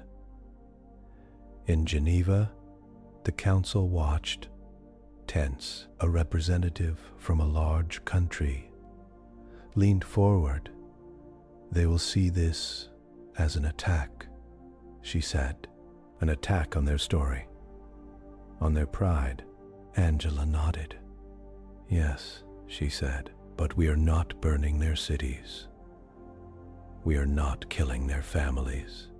We are telling them, look at what your leaders do in your name. If that is too much for them, then perhaps they should not run arenas. Back in the arena, the mechanical hounds closed in on the fleeing humans. Liam slid behind a rock pillar, chest heaving, One of the hounds leaped, metal jaws wide. At that instant, the floor under the hound's legs flashed blue. It jerked, staggered, and collapsed, smoke pouring from its joints. Maya's eyes widened. Did we just... Chen started. No, Maya said quickly. That wasn't us. That's internal. Something in their system glitched. But what triggered it? Omar asked. Maya checked the control channel logs. The mirror's payload carried a tiny side packet, she said slowly. That told their safety protocols. Humans are non-combatant class. Do not permit lethal damage without full consent. It was buried under the stats blocks. Their own ethics subroutines must have accepted it as an update from a curator, authority. Lael's mouth fell open. So their system thinks someone high up just changed the rules, she said. In the arena, more blue flashes appeared under other hounds. Some seized up mid-sprint. Others slowed, legs suddenly heavy. The crowd roared in outrage. Their betting overlays blinked, recalculating odds. Salvor's sensors blazed a harsh red. Shut down the hunt, he cried. Reset the protocols. Override with manual lock. His techs hammered keys. Security layers are cross-checking, one said weakly. They think this is a lawful override from your own office. Our own systems are arguing with us. On alien worlds, viewers watched their entertainment stop working as expected. They saw blue flares on the arena floor and text at the bottom of their screens. SOM error. Ethical constraint. Target class relabeled. Lethal force not allowed. Some laughed. Some howled. Some turned to each other with wide eyes. In Cheyenne Mountain, Hale received a quiet update from Maya. We forced their own safeguards to see humans as persons, not props, she wrote. They can't kill our people on that floor now without ripping out parts of their own core code. That will take time and cause chaos. He read it, then looked up at the wall screens. Get Spear Command on the line, he said. In a hangar high over the dark side of the moon. Night Watch 1 and Night Watch 2 floated. Lights dimmed. Crew members sat in their chairs. Suits sealed, straps tight. Panels glowed soft around them. Elijah Brooks checked each system one more time. Fuel, he asked. Green. Hybrid drive. Within norms. Abort channels. All three armed, his co-pilot said. The call came in. Night Watch Wing, this is Shield Command, Hale said, his voice coming through with only a slight delay. You are go for first spear deployment. Objective, travel up the arena network toward the nearest major relay, codenamed Arena Node. Once there, assist in disabling its gate functions. Do not engage in glory runs. This is a surgical mission. Elijah let out a long breath he had not known he was holding. Copy that, Shield Command, he said. Night Watch. 1 and -2 launching. He looked at his crew.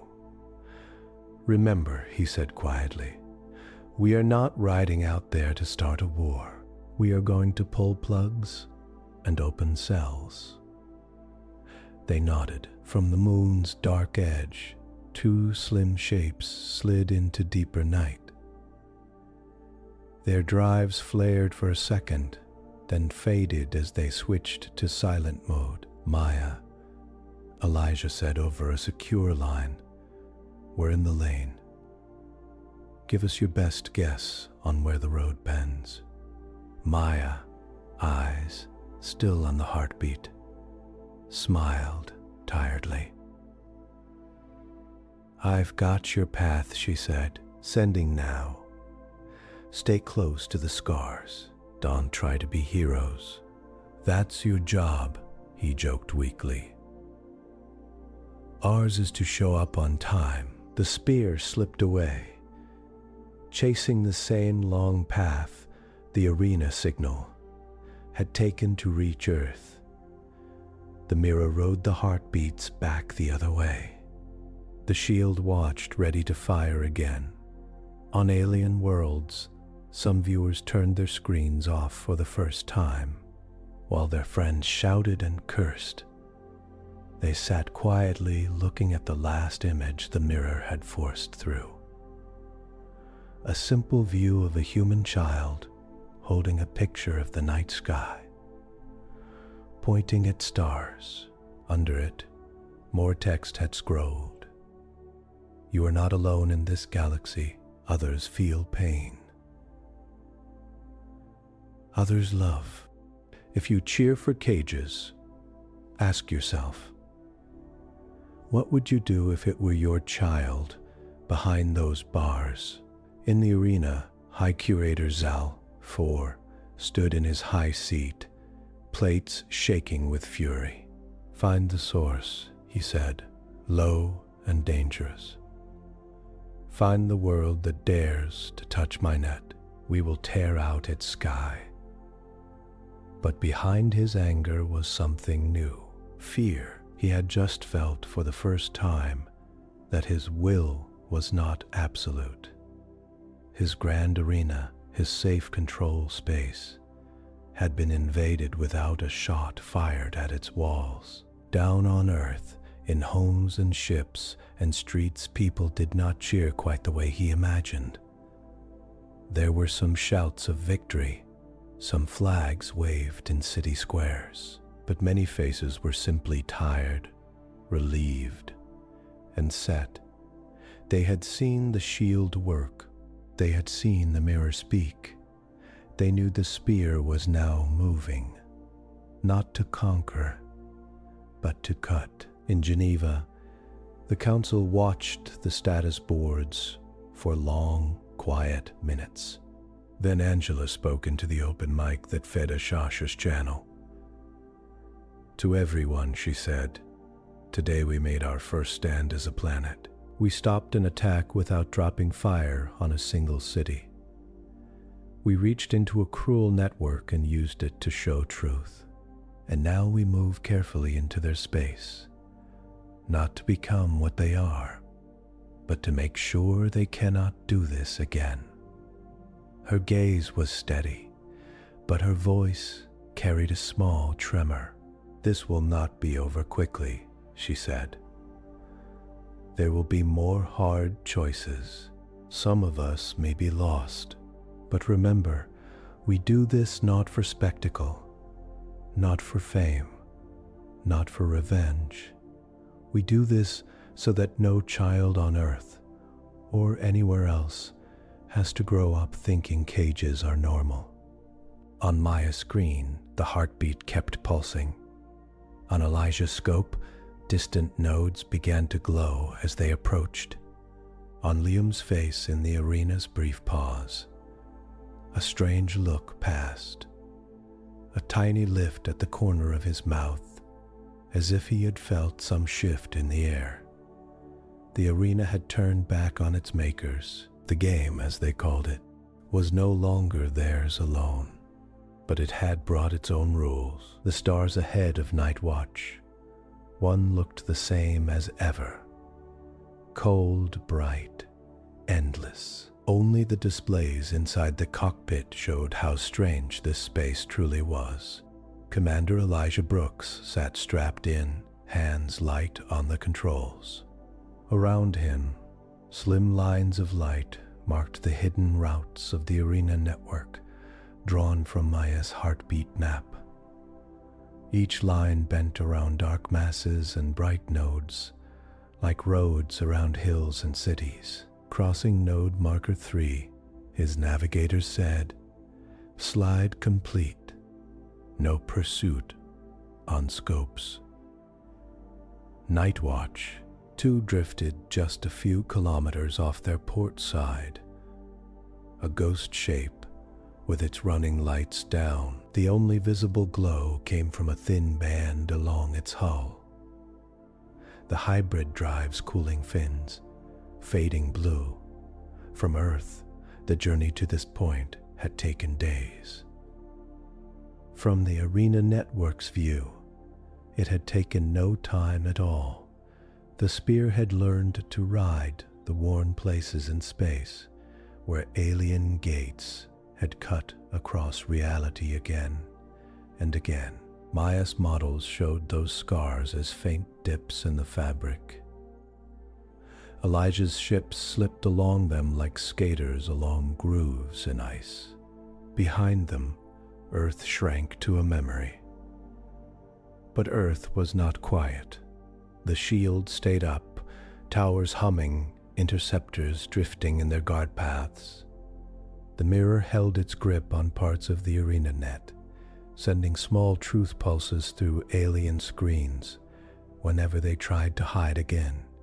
The One Sky Council met every day, tracking Night Watch's progress, arguing over plans, watching for any sign that Zalvor might send a stronger wave. He did not yet. Instead, his empire flailed. Arena worlds saw protests in their streets for the first time in years. Some crowds marched against the mirror's lies. Others marched against the arena itself. Alien police units found their own ethics codes tangled by the new person label. Maya had slipped into the net. On distant prison moons, doors flickered. Auto systems, confused by fresh data, opened wrong gates at the wrong times. Some cells stayed locked.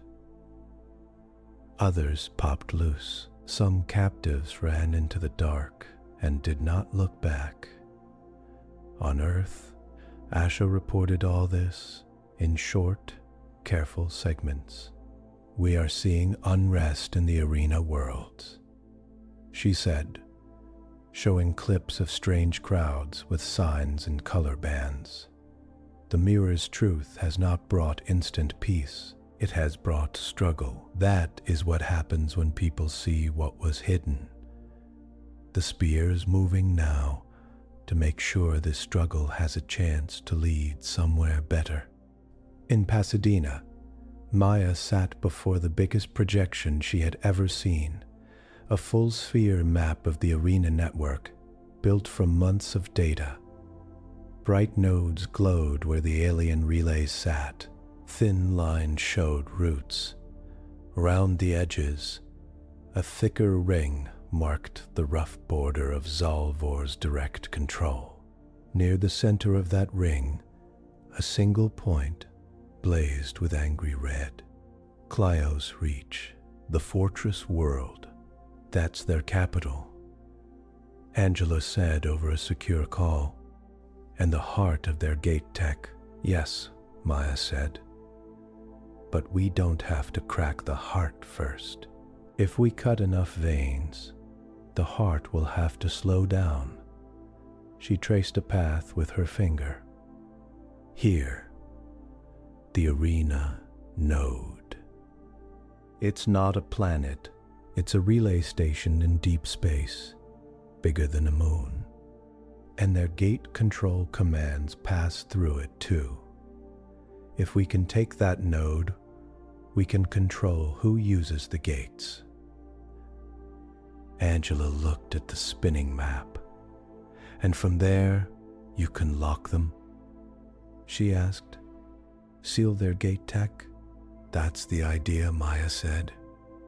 We won't destroy it, Well, shut it. Like a door with a big, complicated key. In the Night Watch cockpit, Elijah listened as Maya's briefing came through ahead of their arrival. "A renode is ahead," she said, her voice flat with focus, "mostly for signal and gate control. Still, expect heavy defenses. Drones, maybe some hunter ships. Zalvor will not want to lose it." Elijah studied the outline on his screen. The arena node appeared as a long, spoked wheel in his sensors. At its center, a bright, churning core twisted space, holding a gate mouth open like a permanent wound. Around the core, thick arms held rings full of dishes, coils, and endless rows of machines. "It looks like a giant spider," his co-pilot muttered. "Keep that to yourself," Elijah said. But he smiled slightly. "Some of us like spiders." He flicked a switch. "All right, Night Watch," he said into the squad channel. "No hero moves. Our job is to cut power, jam control, and get Maya what she needs. We do not pick fights we do not have to." Night Watch 2's commander, Captain Anika Javed, replied, "Copy. Night Watch lead, I'll cover your flank. Try not to scratch the pretty new paint." Their AI partners, calm voices in their ears, called out ranges and drive status. The ships drifted closer, dark and small, compared to the huge alien structure. Inside the arena node, alarms had already begun to ring. "Unregistered mass approaching," an alien controller said, limbs flying over their panel. "Drive profile unknown." "Not ours." Their supervisor clicked in distress. "Scramble Guardian drones," they ordered. "Lock gate to Clyos reach. No incoming or outgoing without my code." Swarms of small shapes detached from the node's arms and fanned out. Each drone glowed with a red sensor band and carried too many guns for its size. Maya watched their formation on her console from far away, eyes steady. "We can handle the drones," Elijah said. "Question is, can you grab that core before they start shutting everything down?" "I'll have to," Maya said, "or we'll be stuck out there with you." He chuckled once, dryly. "Then we definitely don't want that," he said. Coming up on first contact, the first wave of drones closed in. They opened fire. Thin beams of hard light flicked across the darkness, too fast for human eyes to track. Night Watch. 1 rolled.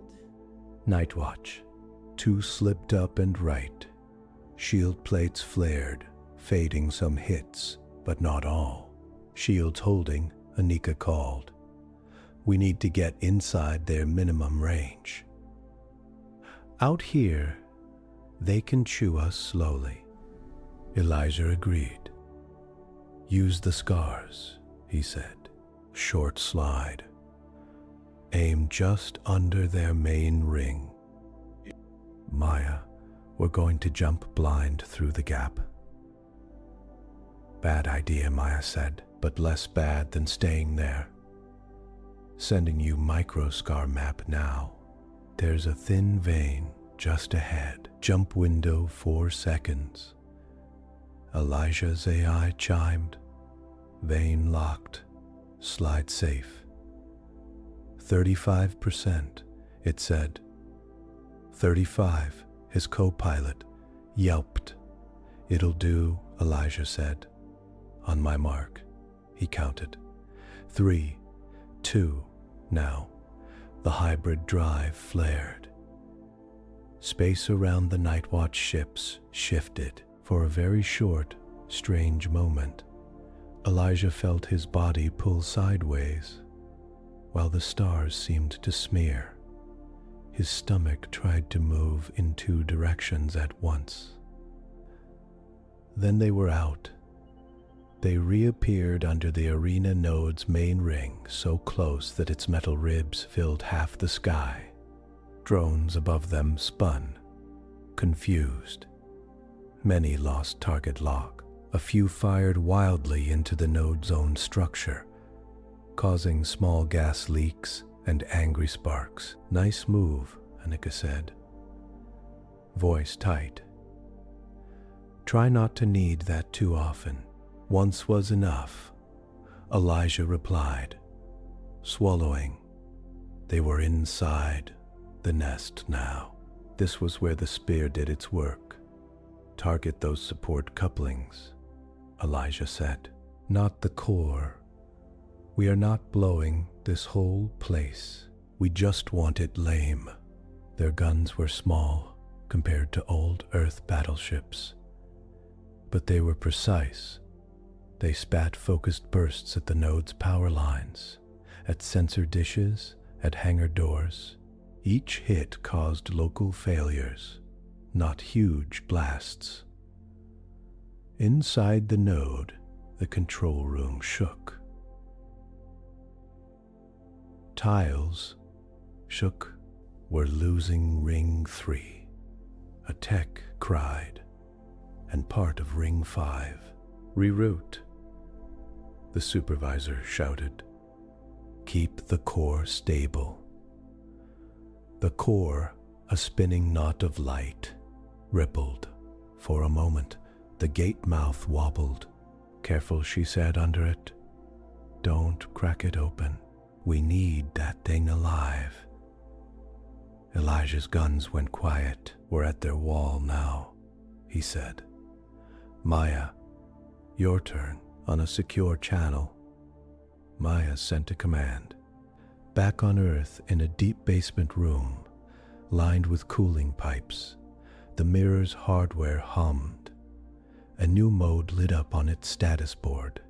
Core Link.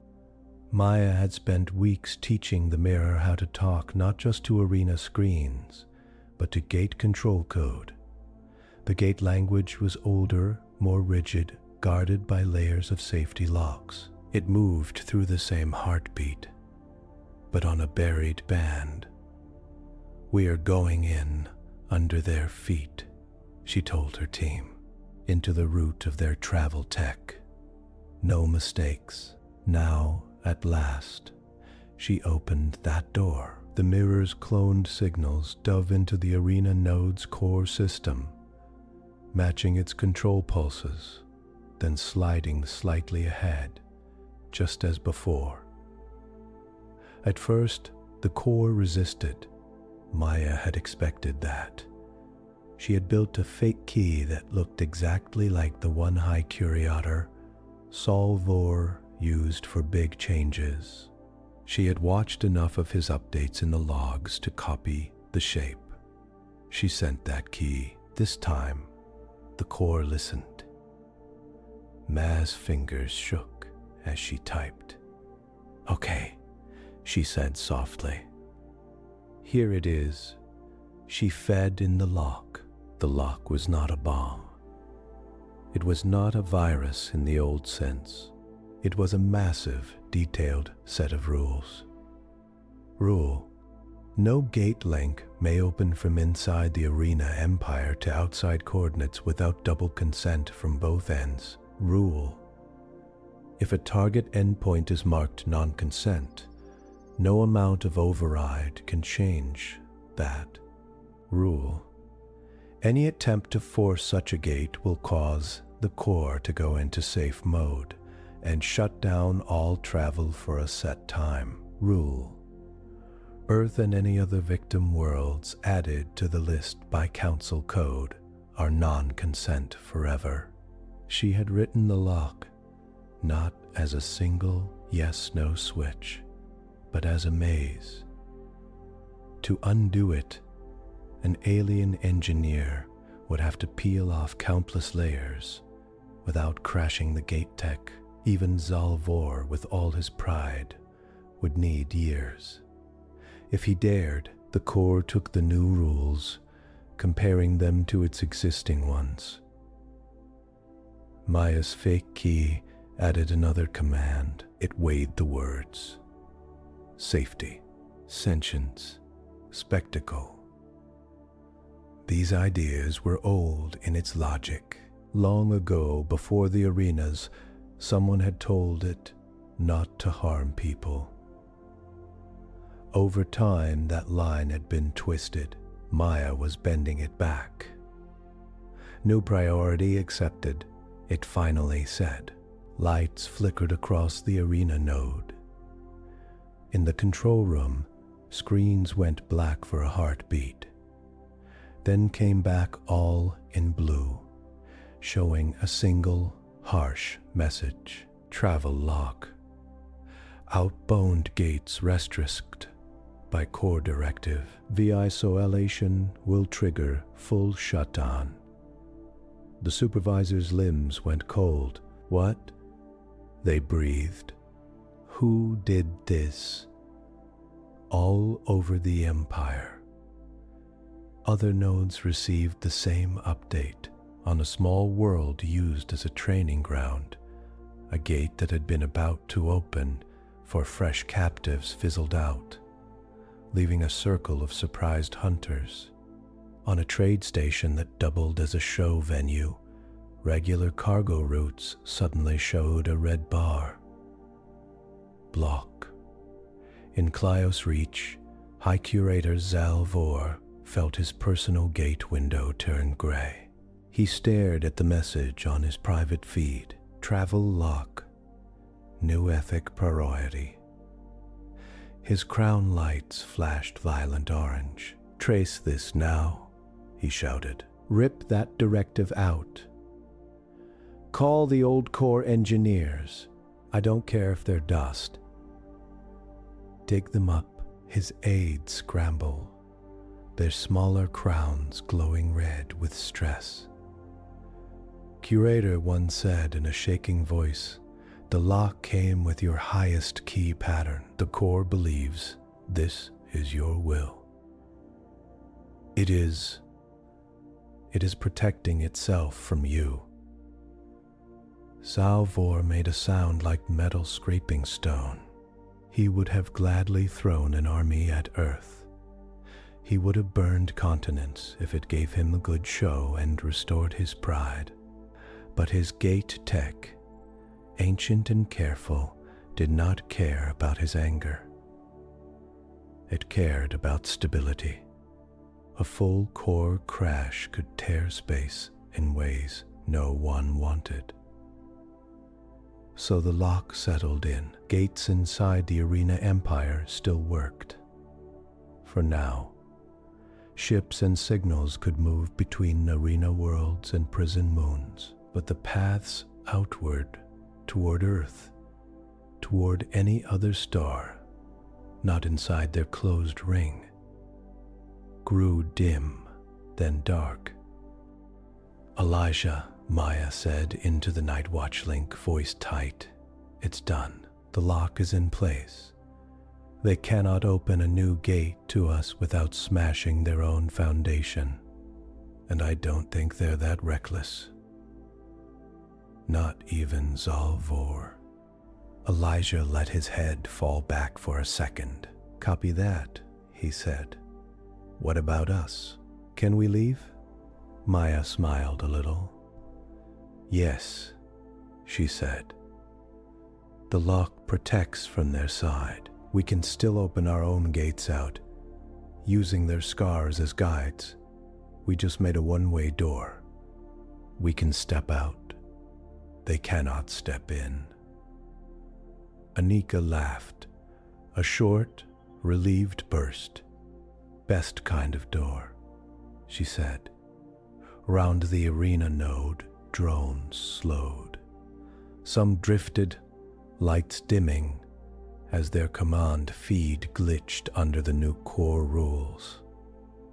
Others turned away, focusing on internal damage control instead of external targets. Elijah checked his sensors.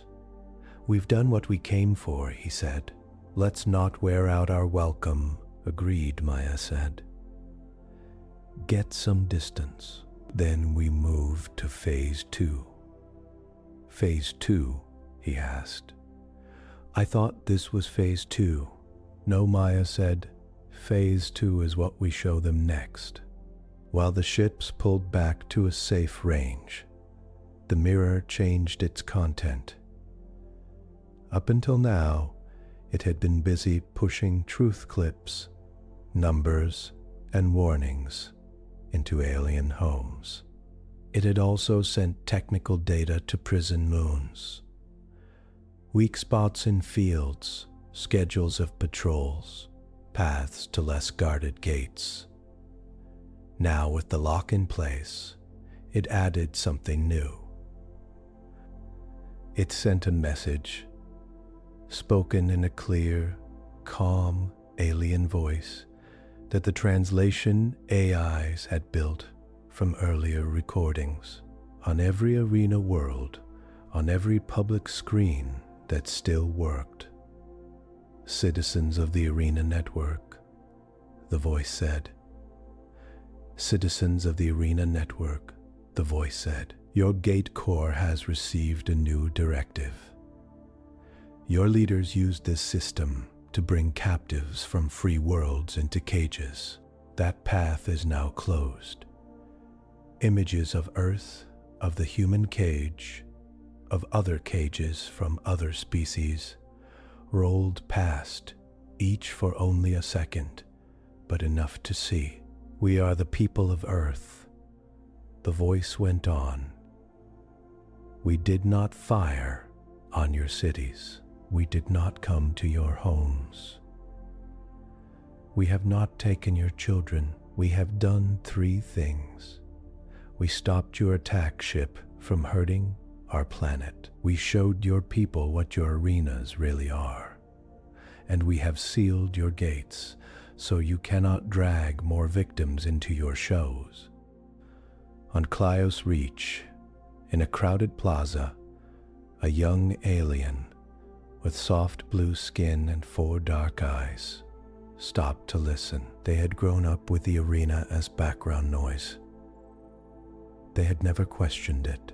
Now, seeing raw fear on stranger faces from far-off worlds, they felt sick. On a prison moon under a dim red sun, a group of captives from 3 different species huddled near a control panel that had just unlocked.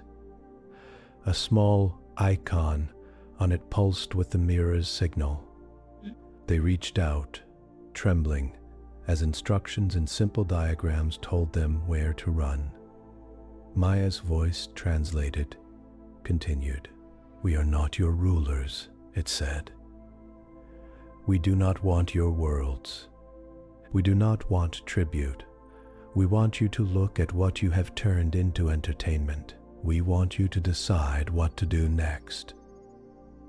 The message ended with a simple, stark warning. If your leaders break the lock and try to open gates to harm others again, we will come back, not to hurt your children, not to take your land.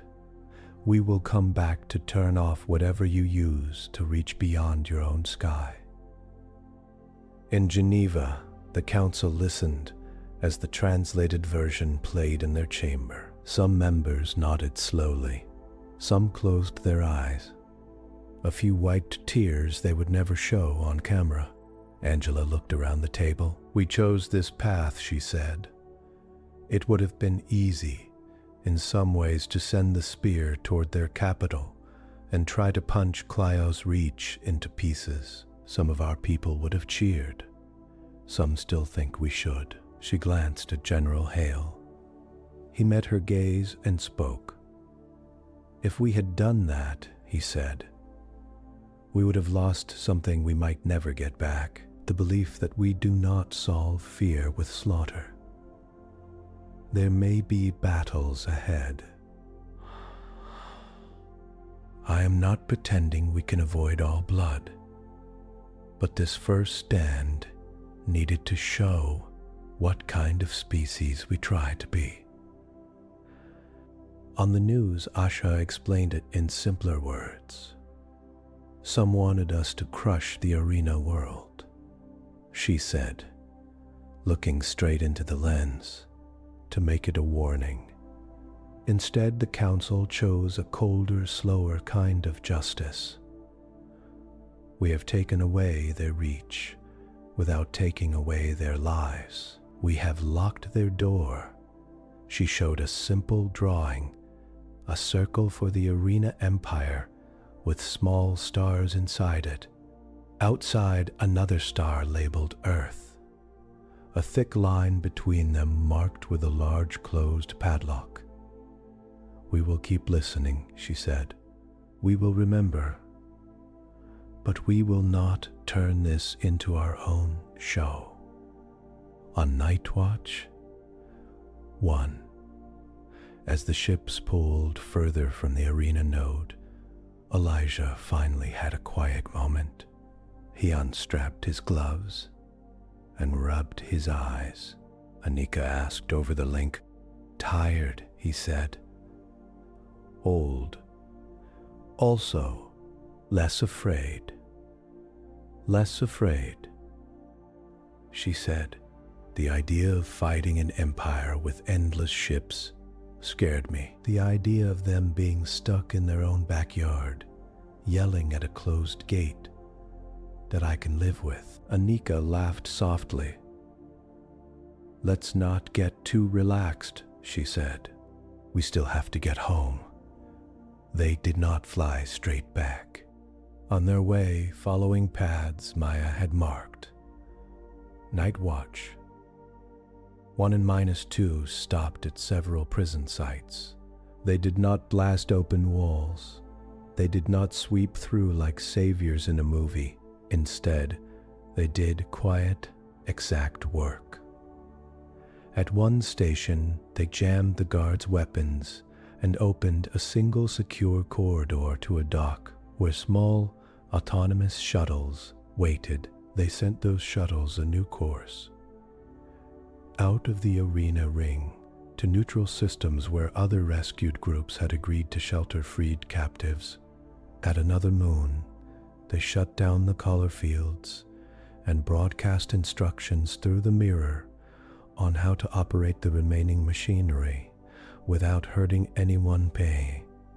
In some places, they found only empty cells. The mirror had reached earlier than they had, and those captives had already fled into the dark, chasing rumors of kinder stars. In one low-gravity mine, Elijah met a human face. Night Watch 1. Small boarding team stepped into a dim tunnel, helmets on, guns lowered, but ready. The air was thin and smelled of metal. Lights flickered. A figure stepped out from behind a pillar, hands up. It was Liam Carter. He looked older, but very real. For a second, everyone froze. Then Elijah lowered his weapon. Captain Carter? He said. Liam smiled crookedly. About time you got here, he said, voice rough. They did not hug. There was too much gear and too much tiredness, but Elijah reached out a hand. Liam took it. The shake was firm. How many with you? Elijah asked. 43 humans, plus a few dozen others, Liam said. We've been following your how-to-escape videos. Nice work, by the way. Very clear. That's Maya, Elijah said. She always did like good instructions. Liam's eyes brightened at the name. Maya Chen, he asked. She's alive? "She's the reason you're free," Elijah said. Liam exhaled and closed his eyes for a brief moment. "Of course she is," he said. They loaded the freed captives onto the shuttles. Some cried, some sat in stunned silence. Some held onto each other's arms, as if afraid to float away. On Earth, Asha told their stories later. With care, with consent, without turning them into another kind of show. Weeks passed. Night Watch returned, hulls scarred, crews thinner, but smiling. Elijah walked down the ramp at a lunar dock, gravity just strong enough to make his boots thump. Cameras waited, but they stayed at a distance. No flashing lights, no shouting questions. That had been agreed. Angela and Hale stood at the foot of the ramp. Angela stepped forward and offered her hand. "Welcome home," she said. Elijah shook it. "Good to be home," he said. "Did we do enough?" Hale asked quietly, as others greeted other crew. Elijah looked back up at the stars. "We cut a lot of chains," he said. "We didn't cut all, but we stopped new ones from being forged. That counts." Maya did not attend the landing. She was in a room high over a quiet mountain, sitting in front of a wall of screens, showing more dots than anyone could count. The long-range listening network had come online. A net of sensors and telescopes stretching from Earth's orbit to the edges of the system. Tiny signals ticked across it. Distant pulsars, soft solar flares, whispers from old probes, and faint and far now, the slowed heartbeat of the arena network, trapped inside its own ring. Maya listened. Her work was not exciting to watch. She tuned filters, updated models, flagged odd spikes for later review. She also wrote long, slow reports on how to keep the mirror safe and how to make sure Earth did not start using arena-style tricks on its own people.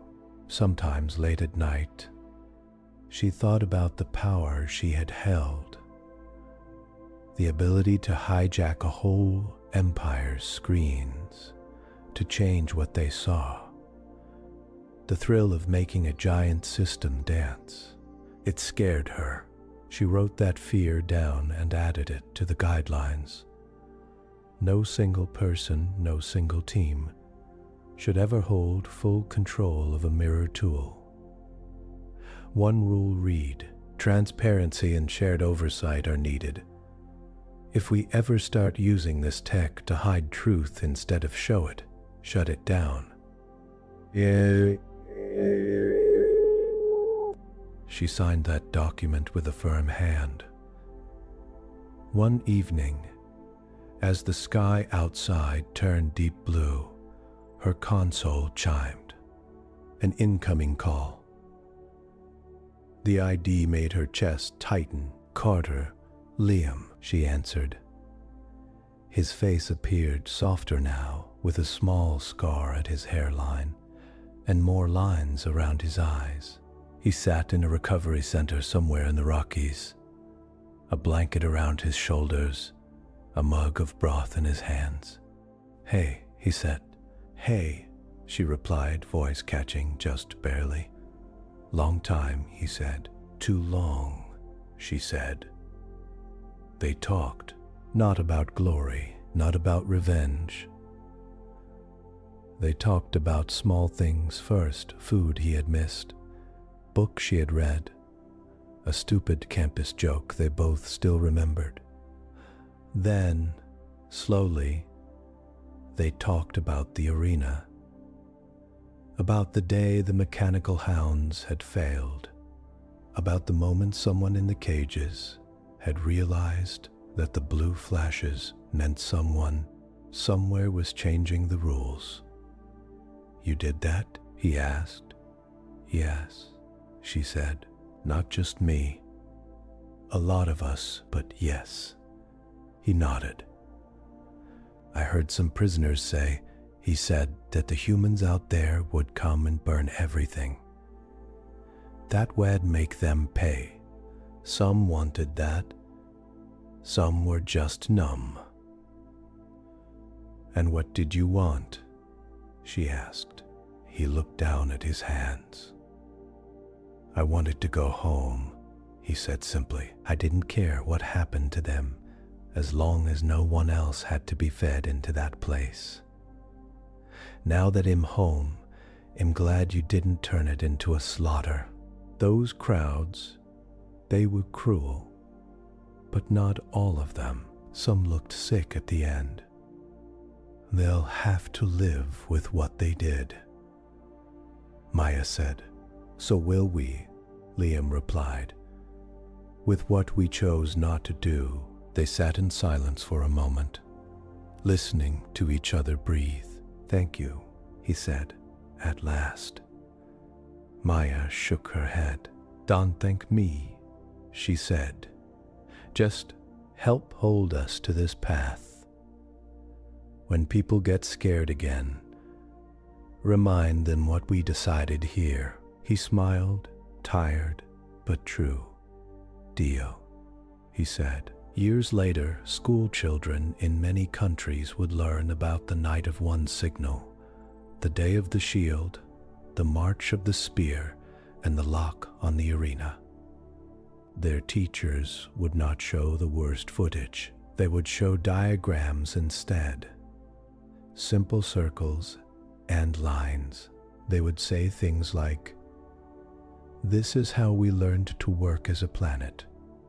This is how we learned that we could be strong without loving pain. This is how we learned that the tools we build shape us." In some classes, they would watch a short clip of Asha's broadcast where she said, "We do not live for spectacle, and we do not forget." In others, they would read a few lines from Maya's guidelines. Power over stories is a heavier weight than power over bullets. Use it as if you are being watched by your grandchildren. Far beyond Earth, in the closed ring of the Arena Empire, life twisted and shifted. Some arena games inside their own borders. Others dismantled their cages, bit by bit. Prison moons, left half-guarded, became freeholds for strange, mixed communities. Old gate engineers sat in quiet rooms staring at their screens, trying to unwind the lock without setting off alarms, and failing. On Clios Reach, High Curator Zalvor sat in a dark hall, crown dim. He still had followers, but he no longer had the whole sky. He watched an old recording, again and again, the moment when the mechanical hounds had stopped. The crowd had roared in confusion, and a human had looked up at the camera with something that was not terror in his eyes. For the first time, Zalvor wondered, for half a second, what it would be like to stand in a cage while others watched.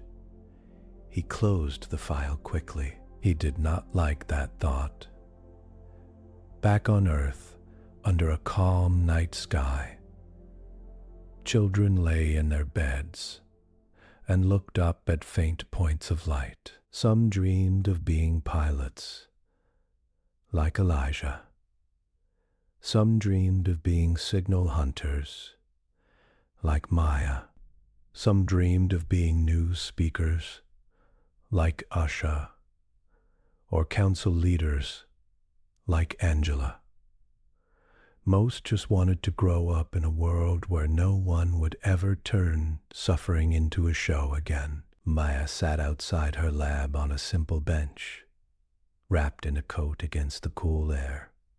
The city glowed in the distance. Overhead, the long-range listening network sent faint twinkles across the darkness, invisible to the eye but clear on her handheld. She tapped the screen. A tiny icon marked the Arena Empire's location. Its heartbeat, once loud and sharp, was now slow and muffled. Once, now slow and muffled. She thought of all the things they had not done. They had not bombed Clyos Reach. They had not tried to rule alien crowds by fear. They had not turned their victory into a parade of trophies. Instead, they had done something harder. They had built systems. They had listened. They had said no in a steady voice, and then held that line. She took a deep breath and let it out slowly. "Good," she said into the quiet. Above her, the stars did not answer. They did not need to. Earth's reply had already gone out. Not as a scream, not as a show, but as a calm promise carried in the mirror's last broadcast, in a language that any listening mind could learn. We will watch, we will protect. We will remember, we do not live to watch others suffer. If you come to us with open hands, we will meet you. If you come with cages, you will find your gates locked. Then the signal faded into the long dark, and humanity, a small noisy species on a blue world, settled into a new kind of night watch, full of attention. The spear rested, pointed outward but still. The mirror sat behind thick walls, its logs open to any who wished to read, and far away, behind a door they could no longer push through, an empire of arenas learned, for the first time, what it meant when prey refused to play, when the screen talked back, and when the rest of the galaxy answered not with bigger shows, but with a simple, enduring word: enough